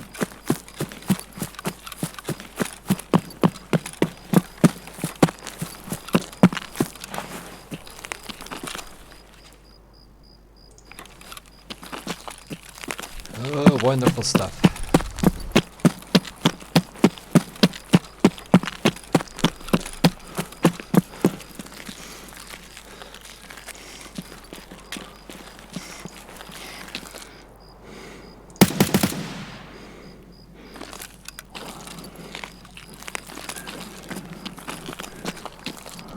What are our exits?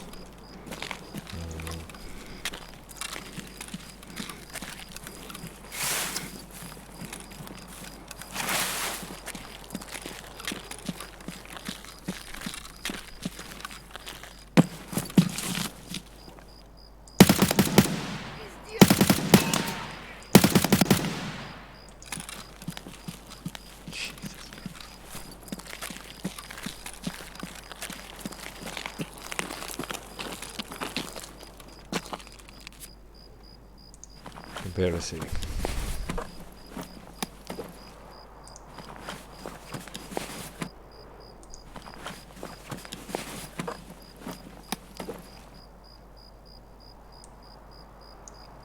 Painkillers. We need some drink.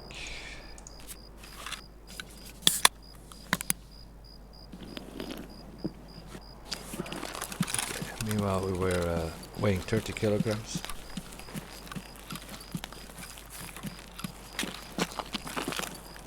Jesus.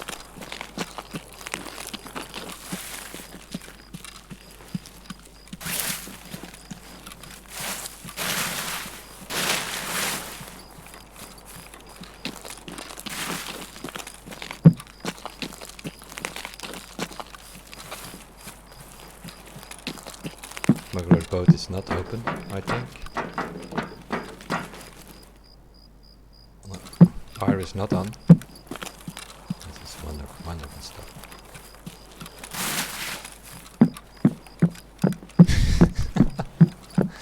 Wonderful stuff. I see a black screen on the stream. I can at least see something, but not much more than on the stream though.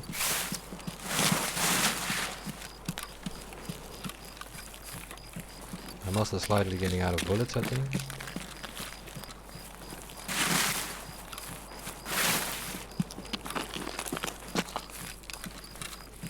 On the end of the road is a gate. If we can extract there, we actually have a sort of practice of a successful raid. Not that we made money, because I have way too much food and drink compared to scopes and stuff like that. Yeah, if there's a guy walking here, I can barely see him.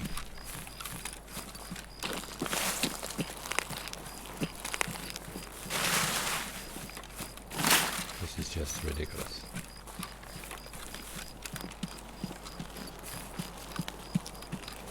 That's why you do not start the map at 6 PM.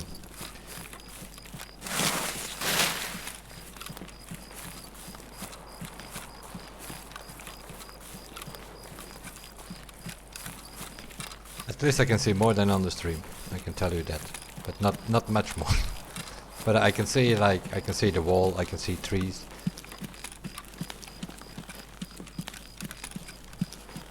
And like that one guy, I could see him because it was some sort of shade in the lightness of the darkness, if that makes sense.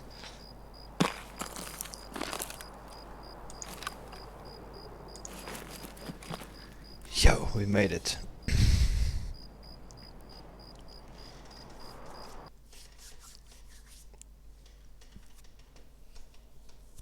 And now you come into some sort of screen which tells you survived, get 6000 XP in this raid. And then normally if you click next, then you get to see your guy, and then you need to put all the stuff that you picked up, you need to put it in your stash.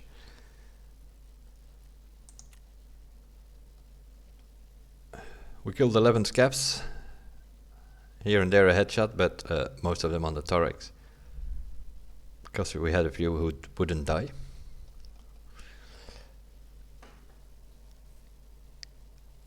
So that's sort of how it goes. But we lost, we still need to 49 hit counts, 11 hits. Fatal hits, yeah, it's kinda normal because we shot 11 scabs, 5 with a headset, so that's only like half of them with a headshot. It doesn't tell us how much bullets we used though.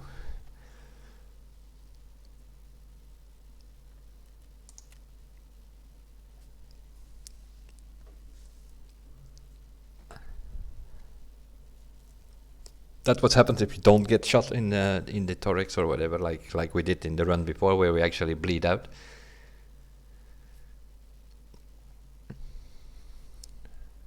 But the problem is, if you, as you could see here in this example, if you shoot one of these guys, shooting is one, looting is another thing.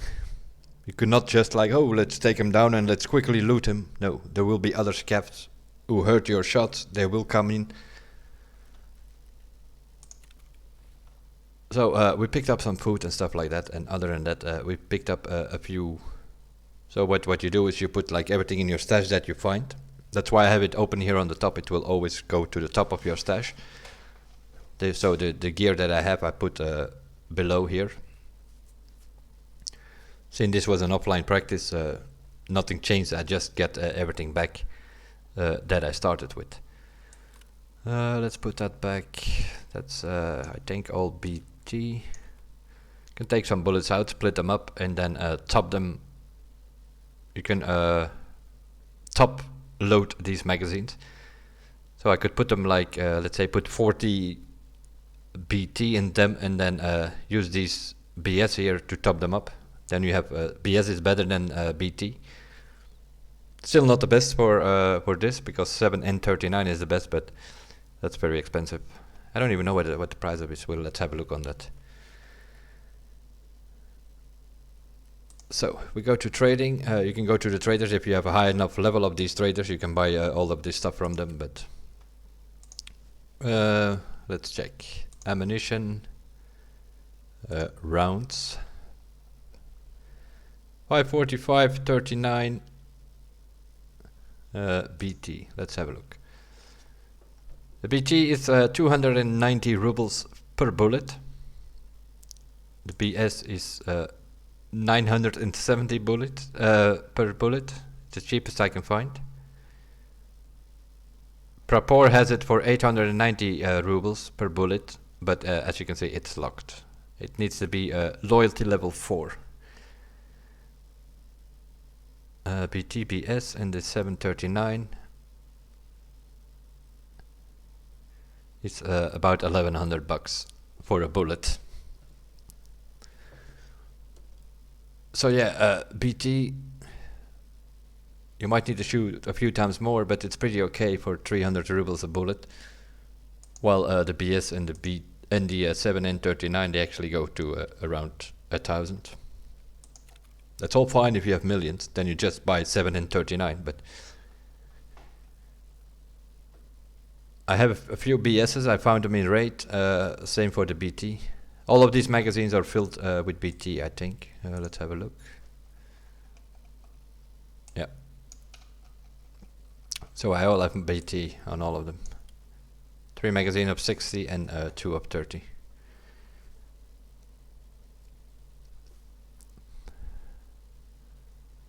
But yeah, also the weapon is, as I have it here, I have a RK1 foregrip. I have a flashlight somewhere over here. Oh yeah, wonderful stuff. I have a flashlight and I'm walking in the darkness like an idiot. I have a flashlight, oh my god. I could have just put that on. Yo, my friends. Sometimes. I have the PBS silencer on it. You could put on what's the other one? Let's have a look. There's one more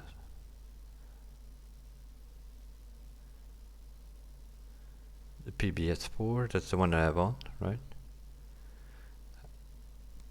I could put on this mount over here, and then I get the option to put the what is it, the hybrid 46 on it, I think. But the thing is like 100,000 just for the silencer. So I put the cheaper on. And over here I put the TT10000 mount on it, and then I can use the PK06 I have on it.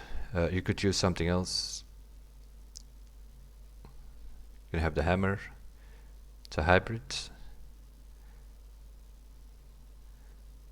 The MRS you could put on. Or a couple of scopes that you can put on if you put that mount on.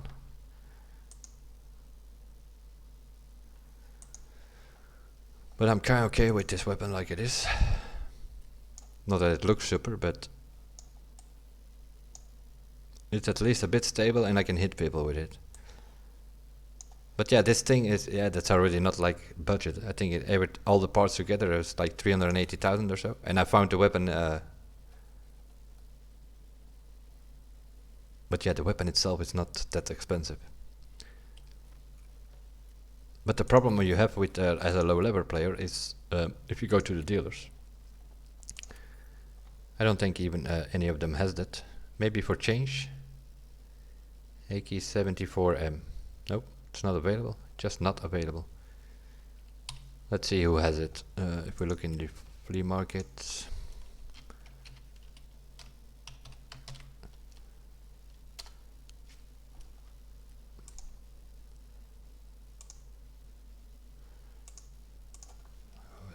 This thing is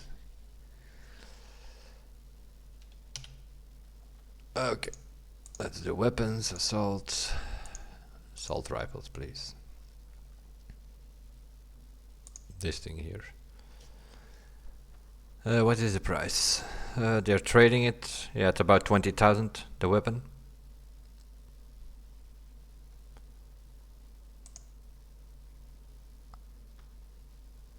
Pick it up for about 20,000. But then you need to get all those parts on it if you sort of want to build it like I have now. But that's why you use the presets. Even if let's say I get shot in a raid and I lose this weapon, I can still buy another AKM. And then I just right click it, I click on edit preset. And then you come into here. And then you can open it. Over there on the left you can open your presets. Assault rifles 74, and there I have one which is called RMD. If I open that, then it brings this thing on. And this is even the preset that I have is with the DT mount and the hybrid 46 silencer.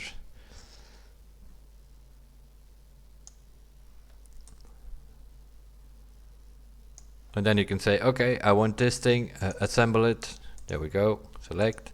And then it's gonna say like, oh, there are two parts which we do not find, which is the mount for the silencer and the silencer itself. And then you can say, okay, I want to buy those parts. It says no available. Then you the filter for the traders off, and then you will be able to find it. 3,000 rubles, 4,000 rubles for the mount, and the silencer itself, 80,000 rubles. That's why I'm now using the other silencer here. This one was cheaper. It was only like 30,000 or so, I think. So yeah, that is sort of how it works. we can try to do yeah, we did the dorm ski, the custom ski. Yeah, we can do it. We can try to do that one run. Let's have a look. I will just go in. Just have a look in customs. 11:45. It's a bit. We'll just go offline. We are gonna leave the.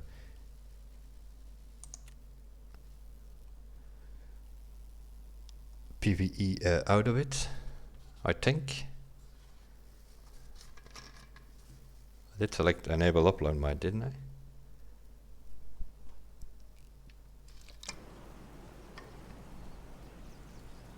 Yeah, I think so. It's not matchmaking.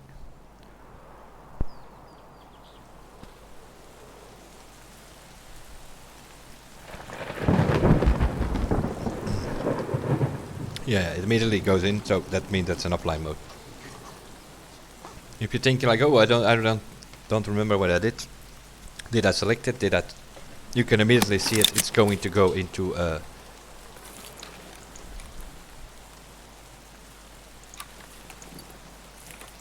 What is this? Oh, I took off the weapon. Okay. Oh, we only have a PT, TT. Where the hell are we? Oh, we are here. Perfect.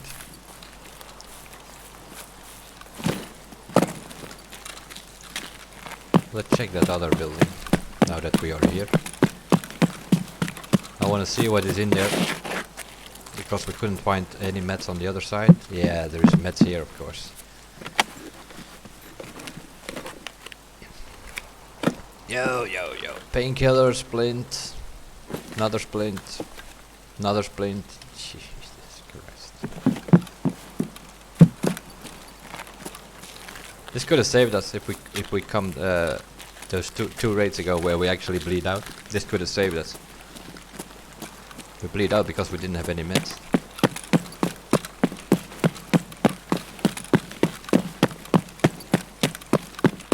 Now you go up here in this building.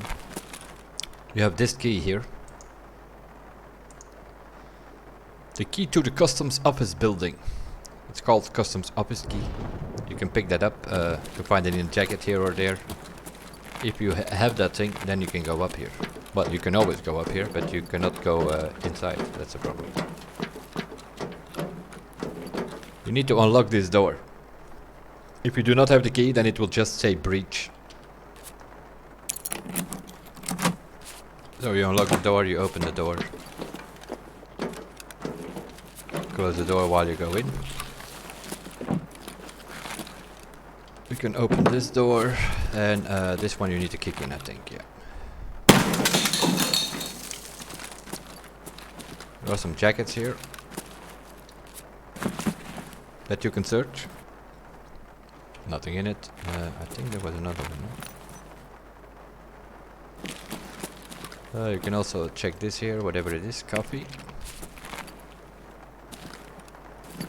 Always check the floor as well. There's a save here. Probably money. GP coin and 1100 rubles. Check here. Anything else? Check these seats always. There might be a key on it as well. No, that's it, I think, in this room. Over here we have a bit of all. There are computers here which you can search. That's one.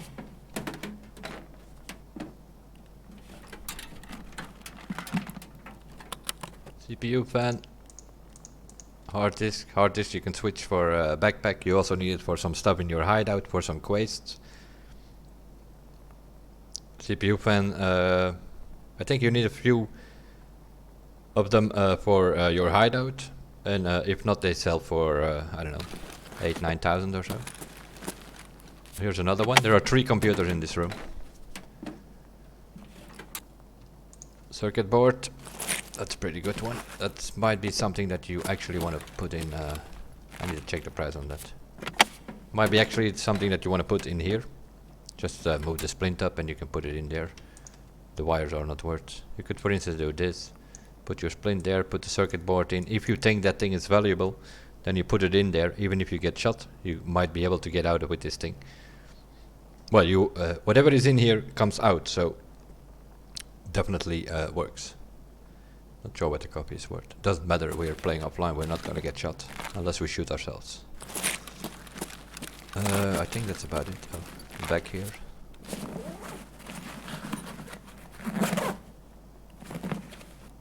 The thermometer, that is something I'm gonna put there. I'm gonna put that thermometer there.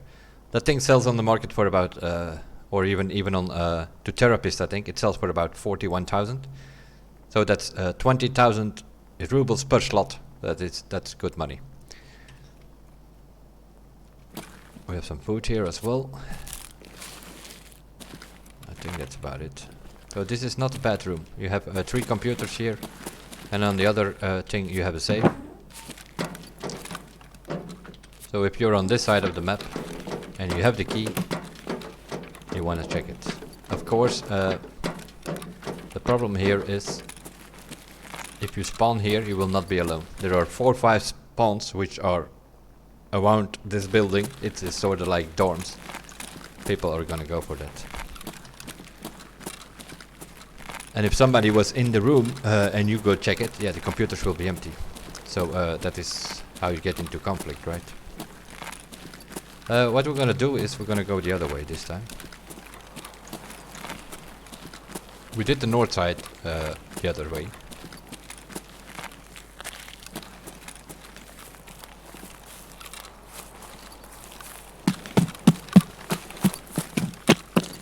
So here you have like all these garages. Also you can check. There will be probably some sporting back in there. Might be some jackets in there as well. Also these garages you can check. You're just going for loot. Just check all the ones which have an open door. Which is this one again? 54 is the one with the gap in it. That is a way to get out of there. Nothing here at this moment. Usually there is something on these shelves here.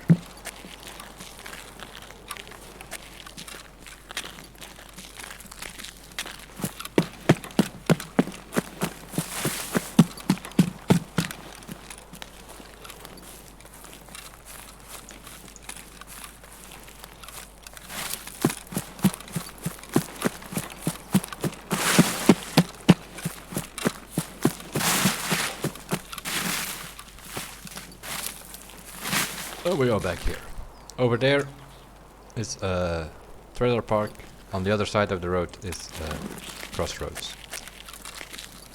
If you come from the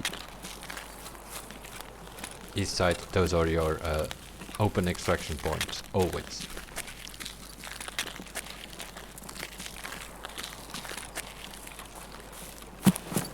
Here are also a couple of spawns. There's a scav spawn over here and a player spawn on the other side, I think. So if this would be a real raid, you need to be careful, you might run into a player there. Beginning of a raid might be a PMC, a bit later in the raid it probably is a player scav. Player scav is still a player, but that guy comes into the raid with whatever his scav has, so that's like random gear that can be very peaceful. So those guys will be easier to take down than a PMC.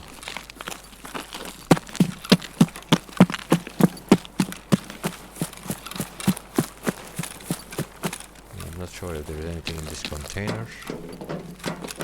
No, there's a box, but there's nothing in there. Over there, where the light is on, that is the RUAF roadblock. The light is on, that means that it's open, but not for us, I think. No, we only have the ZB things and old gas station. But we're first gonna check something. If you're on this side of the map. Here in this, behind, there is a bucket that you can find here. Stashes. I see many people just walk by these things.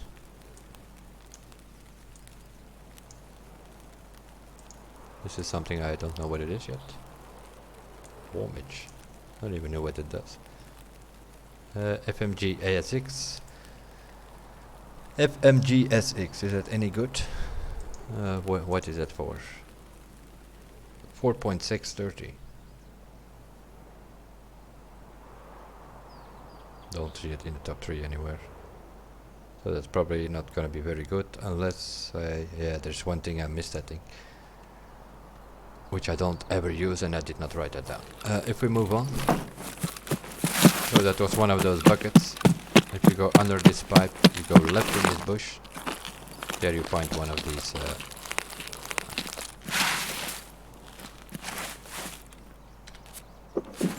wooden plank things.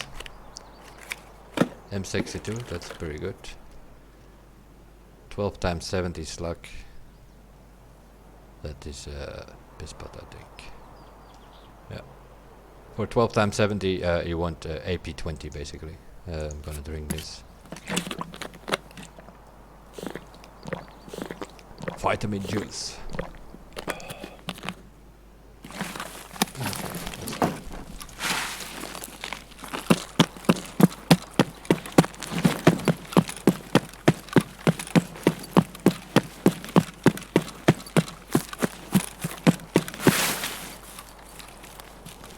So if you need to extract, you need to be somewhere in front of that gate. You will extract.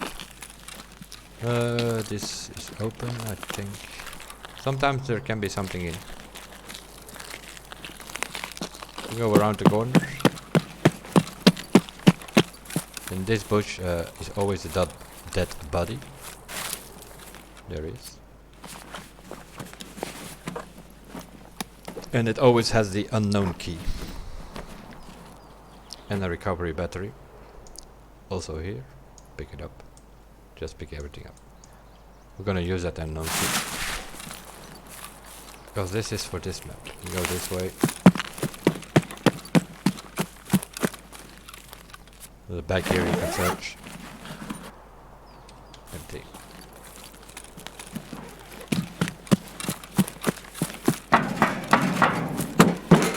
Factory site.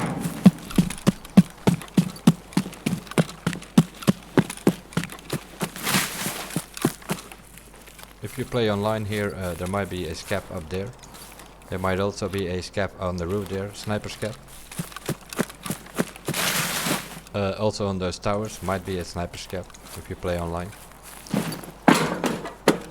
Sometimes if you don't know where you get shot from, check the towers and the roofs. Might be a sniper scap.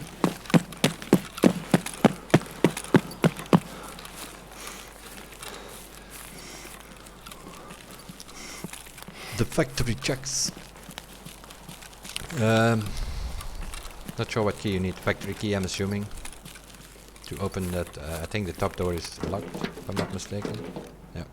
So you need the key for that. You can find all that on the wiki page. What key you need for where, and also you will find some pictures of that thing. Not sure where the extraction over here is. If you play as a scav, behind it, next to it. I played a few times as a scav, but I never had this extraction as one of my way outs.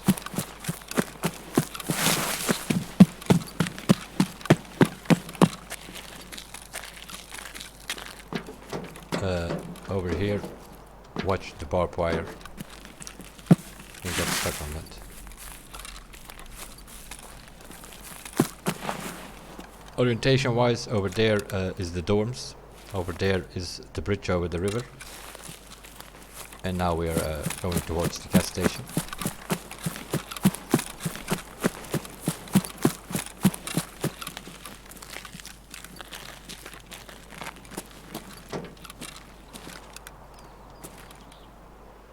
Over there is an old gas station, but you can't get it from here. That's the problem. Earlier when we tried to jump over the car, this is where you sort of end up here. Which is pretty much a shortcut, especially if you do not have the this key over here, which is factory key, I think.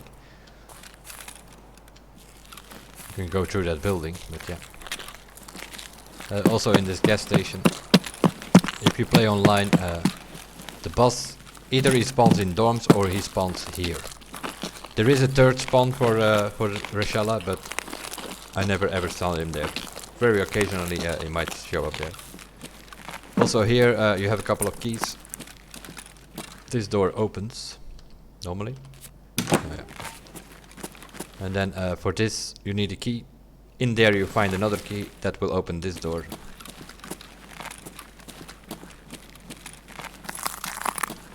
You might find some stuff here on these shelves. Also on the boxes you might find some stuff. And this is the back end. That's one way of going past the gas station. If not, you have to go through that barbed wire there, as we did earlier.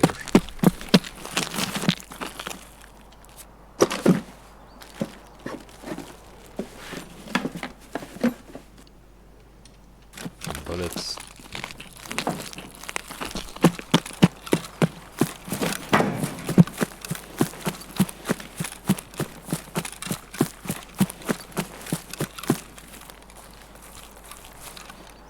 Usually a sniper on that tower. Scav sniper, that is. This is also, that's like the third place where the customs bus might spawn. But as far as I know, I've never saw him there. He's usually in dorms or he is in the gas station.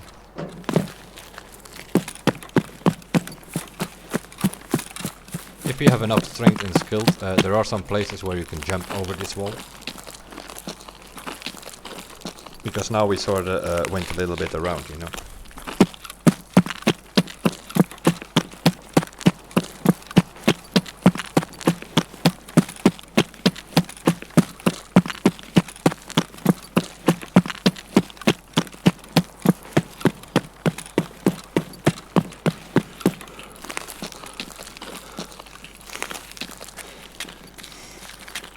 I'm not sure, it's some sort of factory key I believe you need to get from the gas station over there, where we just were, to here. You can go through this building if you have the key. But we did find this, on this body we found this thing over here, the unknown key. And that's for this little shack here, but I don't know if there's actually anything in it.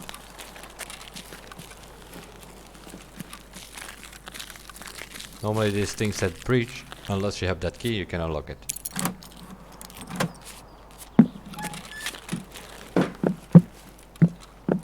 I'm assuming there might be a key spawning sometimes on that seat.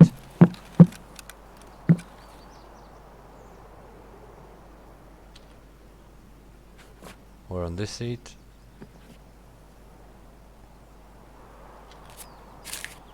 There's actually some money there. Okay, what did we get? 1900 rubles? Probably.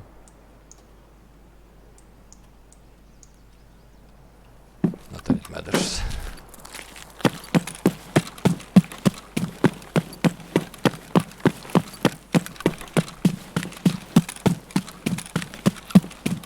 Old gas station. This time we have green smoke, so it actually is open. So we can extract there, unlike in that raid before. We would have survived that one if that green smoke was there.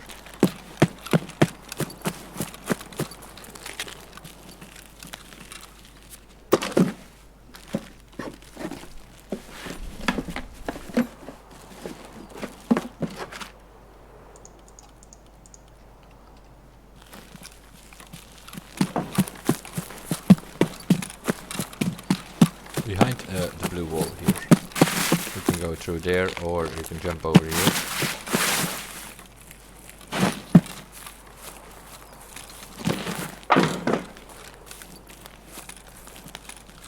In this concrete ton here there's always a med bag. You need meds.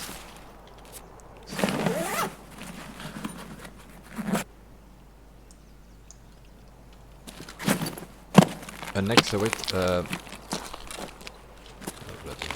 orientation wise, in between these three trees here, on the ground is usually something.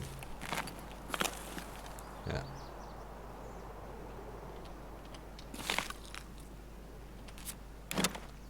the Snickers this time, but I also I found some keys here occasionally. What is that? I don't even know, but apparently it has. You have.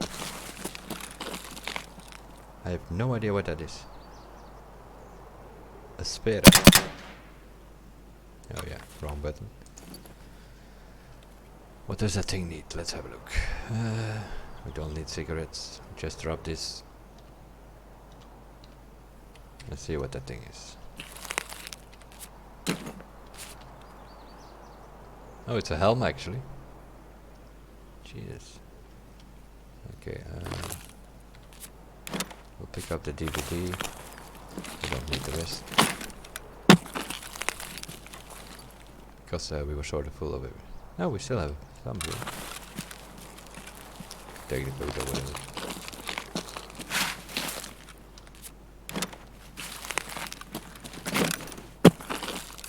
But there are always ways to sort of sort all this stuff out. And seeing the light is green, yeah. This would have been a pretty easy raid. And not even a bad one. We have a helmet, we have a thermometer, we have a circuit board. We have an HDD which we can trade for a backpack, which we can always use in the next raid. We have some rubles, we have CPU fans which we can sell for about 10k. Found a couple of keys and stuff like that. So in this case, in this scenario, this would not actually be a bad online, if this could happen online. Of course, online is not going to go that fast. What's this here? Flashlight for on your gun. There's always some stuff on these tables here, but we don't have room for it anymore. We'll just extract. Just another example.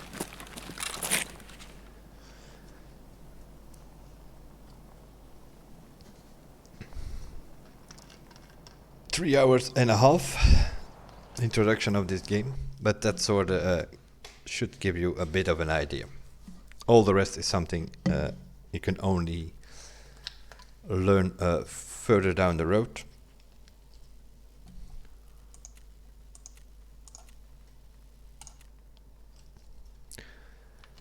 So you go into offline mode and you learn the maps. Once you get a bit familiar with that, you go again in offline mode and you also enable the PvE. So you can learn how to deal with caps and all that kind of stuff. And once you're familiar with maps and extraction points and how to deal with scaps, then you go online, and then of course it becomes a bit more real, because then there are also other players walking around.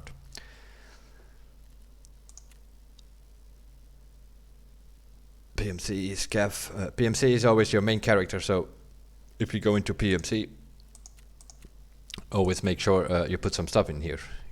Well, in theory you don't. In theory you can say, okay, I take everything off. I take my gun off, take my bullets off. We can leave the keys for now. We'll check them later. Leave some that already immediately leave some space open over here.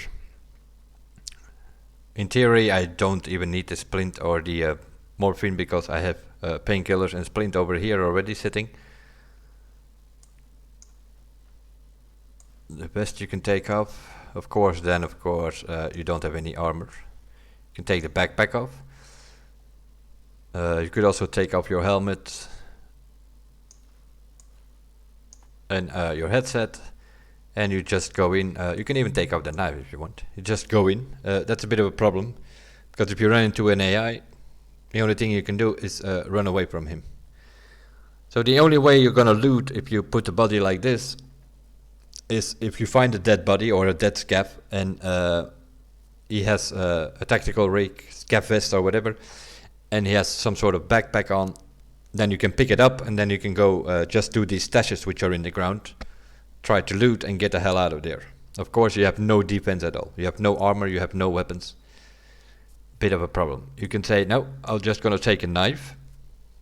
That is an option, so-called hatchlet. Of course if you run into another player you're dead. It's as simple as that. And a scav you might be able to attack. You might be able to stab him a couple of times if you can hit him from the back or so. And yeah, if you can kill a scav, then you have a weapon. No matter, it might be a piss pot weapon, but whatever he has, you can pick up, and then you have a weapon. They usually have a scav vest, which means you have a tactical rig where you can put some stuff in. Backpack, some of them have a backpack, so you can pick it up, and then you can loot something and get out of there. Might be actually lucrative.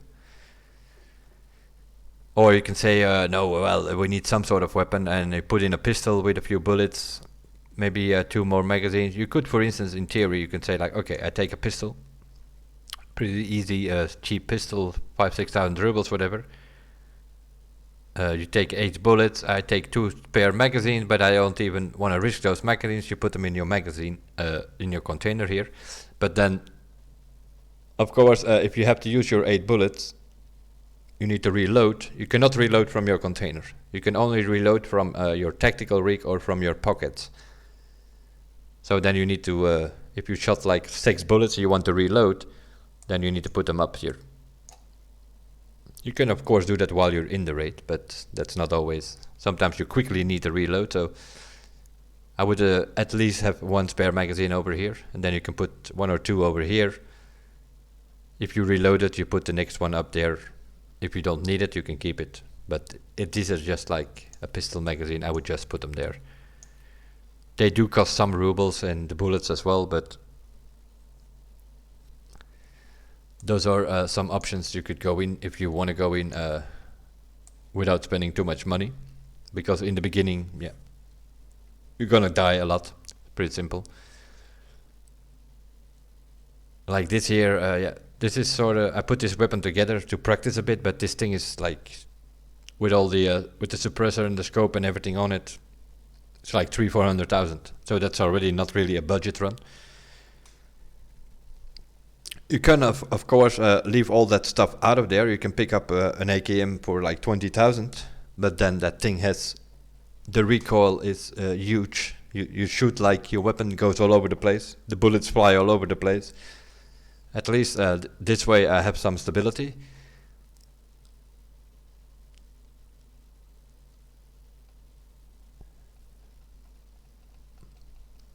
But yeah, like the helmet here and the headset are pretty cheap stuff. This is sort of budget. You can get them from Rackman, I think.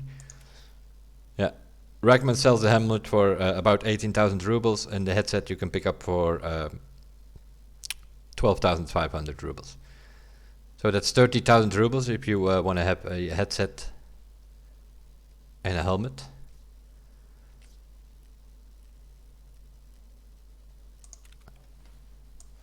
So that's 30,000 rubles. And then you can buy, let's see, from Propor I think you can buy the TTS. Yeah, for 7,800 rubles. You can buy that TTS that I have there. And I also think he has the magazines. Yep, he has the magazines for 1,200 ruble. And you can buy, what do I have in there? Yeah, level 1 he doesn't sell much. No, I actually think I bought the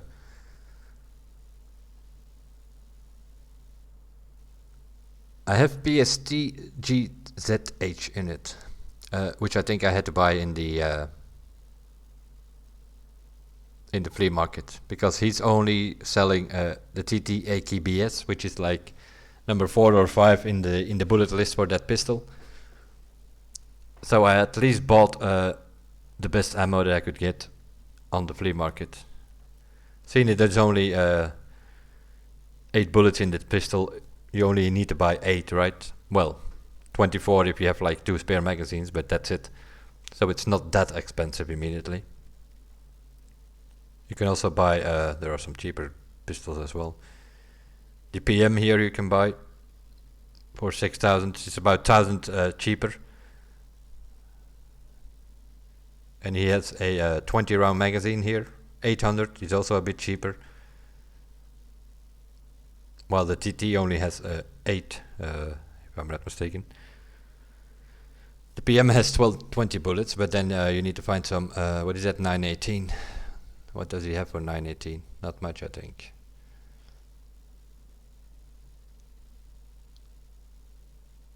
PGZH, yeah, that's sort of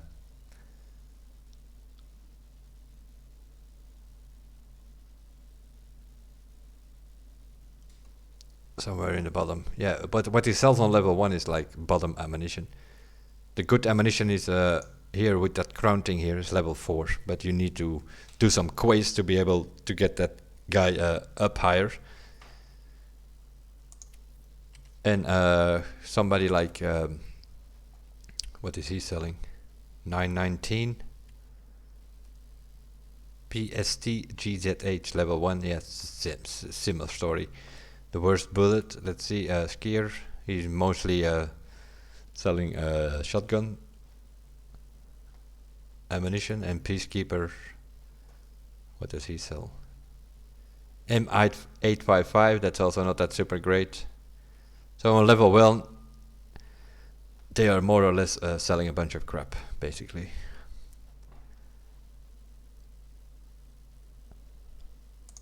And this guy doesn't sell anything. What you can sell from, what you can buy from this guy is a couple of armbands. If you play with a teammate, this is kind of convenient. They are very cheap. They cost you like 500-600 rubles or something for the yellow and the blue one. The other colors are a bit more expensive. But you can buy that if you play with a teammate. It makes it easier if you're in a situation where there are a few players or a few scavs, and your teammate, you don't see a name or anything on the map, so it's like you see a few people running, you don't know who your teammate is. Then it is interesting that you can buy a few of these. You just put it on your arm, obviously. Over here, armband, you can put it there, and if your teammate takes the same color, then you can see where he is. If you see a guy walking around with a orange or yellow armband, then you know, oh, that's my teammate. Nevertheless, there are teammates shooting each other all over the place. Most of the time by mistake. Sometimes on purpose for to do some quest or something. It goes faster if you work with a teammate. There are a few options.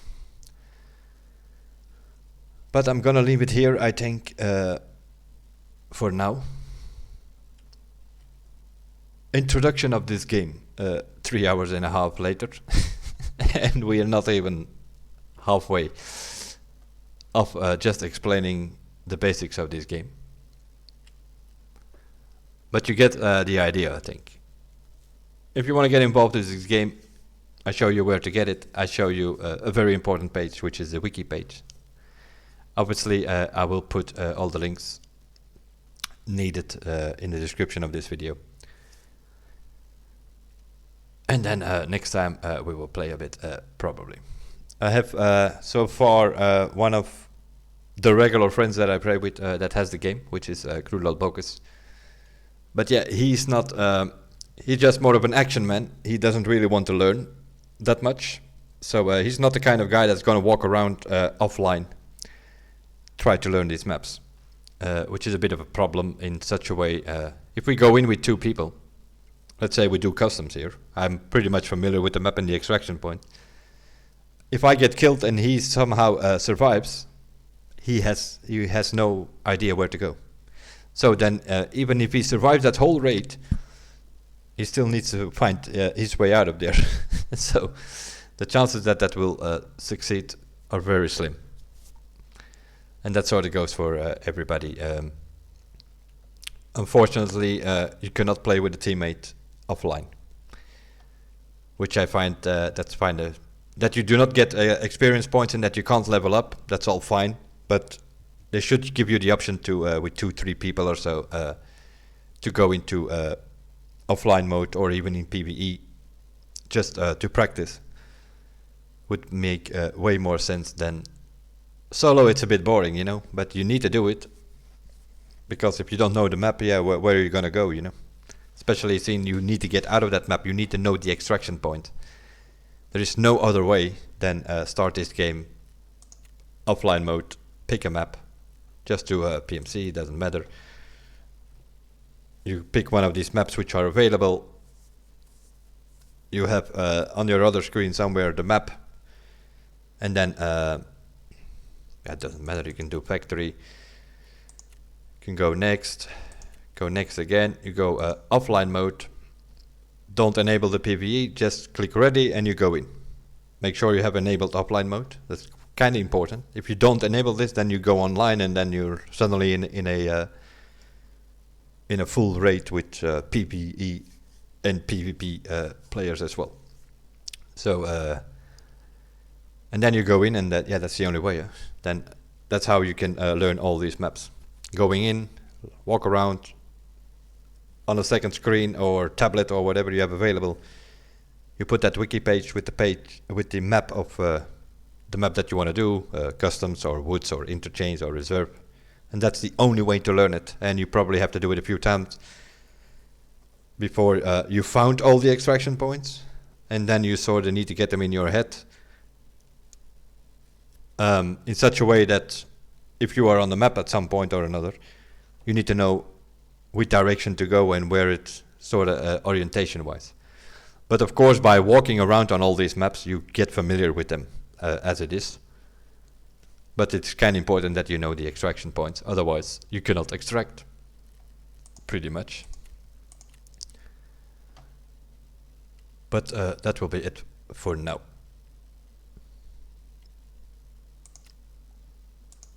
I will stop it here. I will export this as a video to YouTube to get the introduction on the channel there of this game, and then we will go from there. Next time we'll see. Might do a little bit of teamwork with Bocus, but then he needs to get familiar at least with one of these maps a little bit. That would be convenient. In case one of us dies, the other one needs to get out. I'm pretty familiar with customs and all that, but he's not familiar with any map. Is a problem if I die, then he doesn't know where to go. We'll see how we figured it out. We tried it online a couple of times with just going in with a pistol, but that doesn't work. Then we both got killed like within a couple of minutes usually. Mostly because half the time I'm explaining a lot of the stuff that I explained here now in this video. And then I also need to point out where to go and such. Then you very often get killed. That's how it goes. But we'll see. We'll post some more videos of this game on the channel now that you guys are familiar with it after this one. I will see you guys in the next one. That will more than likely be Tuesday. Because then Warlords of New York is coming out, which is the expansion for The Division 2. We will see how that goes. We will see who is available. In The Division we have a couple of people playing on PC. So we will see. Some of them are available. We might do it as a team with myself, Lolpocus, Vallister. There are a few options. People who have the game. I know Bocus already bought the expansion, so we will see. That will be somewhere Tuesday evening, Tuesday night. If not Wednesday, but Wednesday gonna be a bit conflicting with Nope Does Summit, right? We will see. Whenever, during this week at least, we will do Warlords of New York as well. Next to that, we will come back to this game more often. We'll see you guys in the next one. Thanks for watching and bye for now.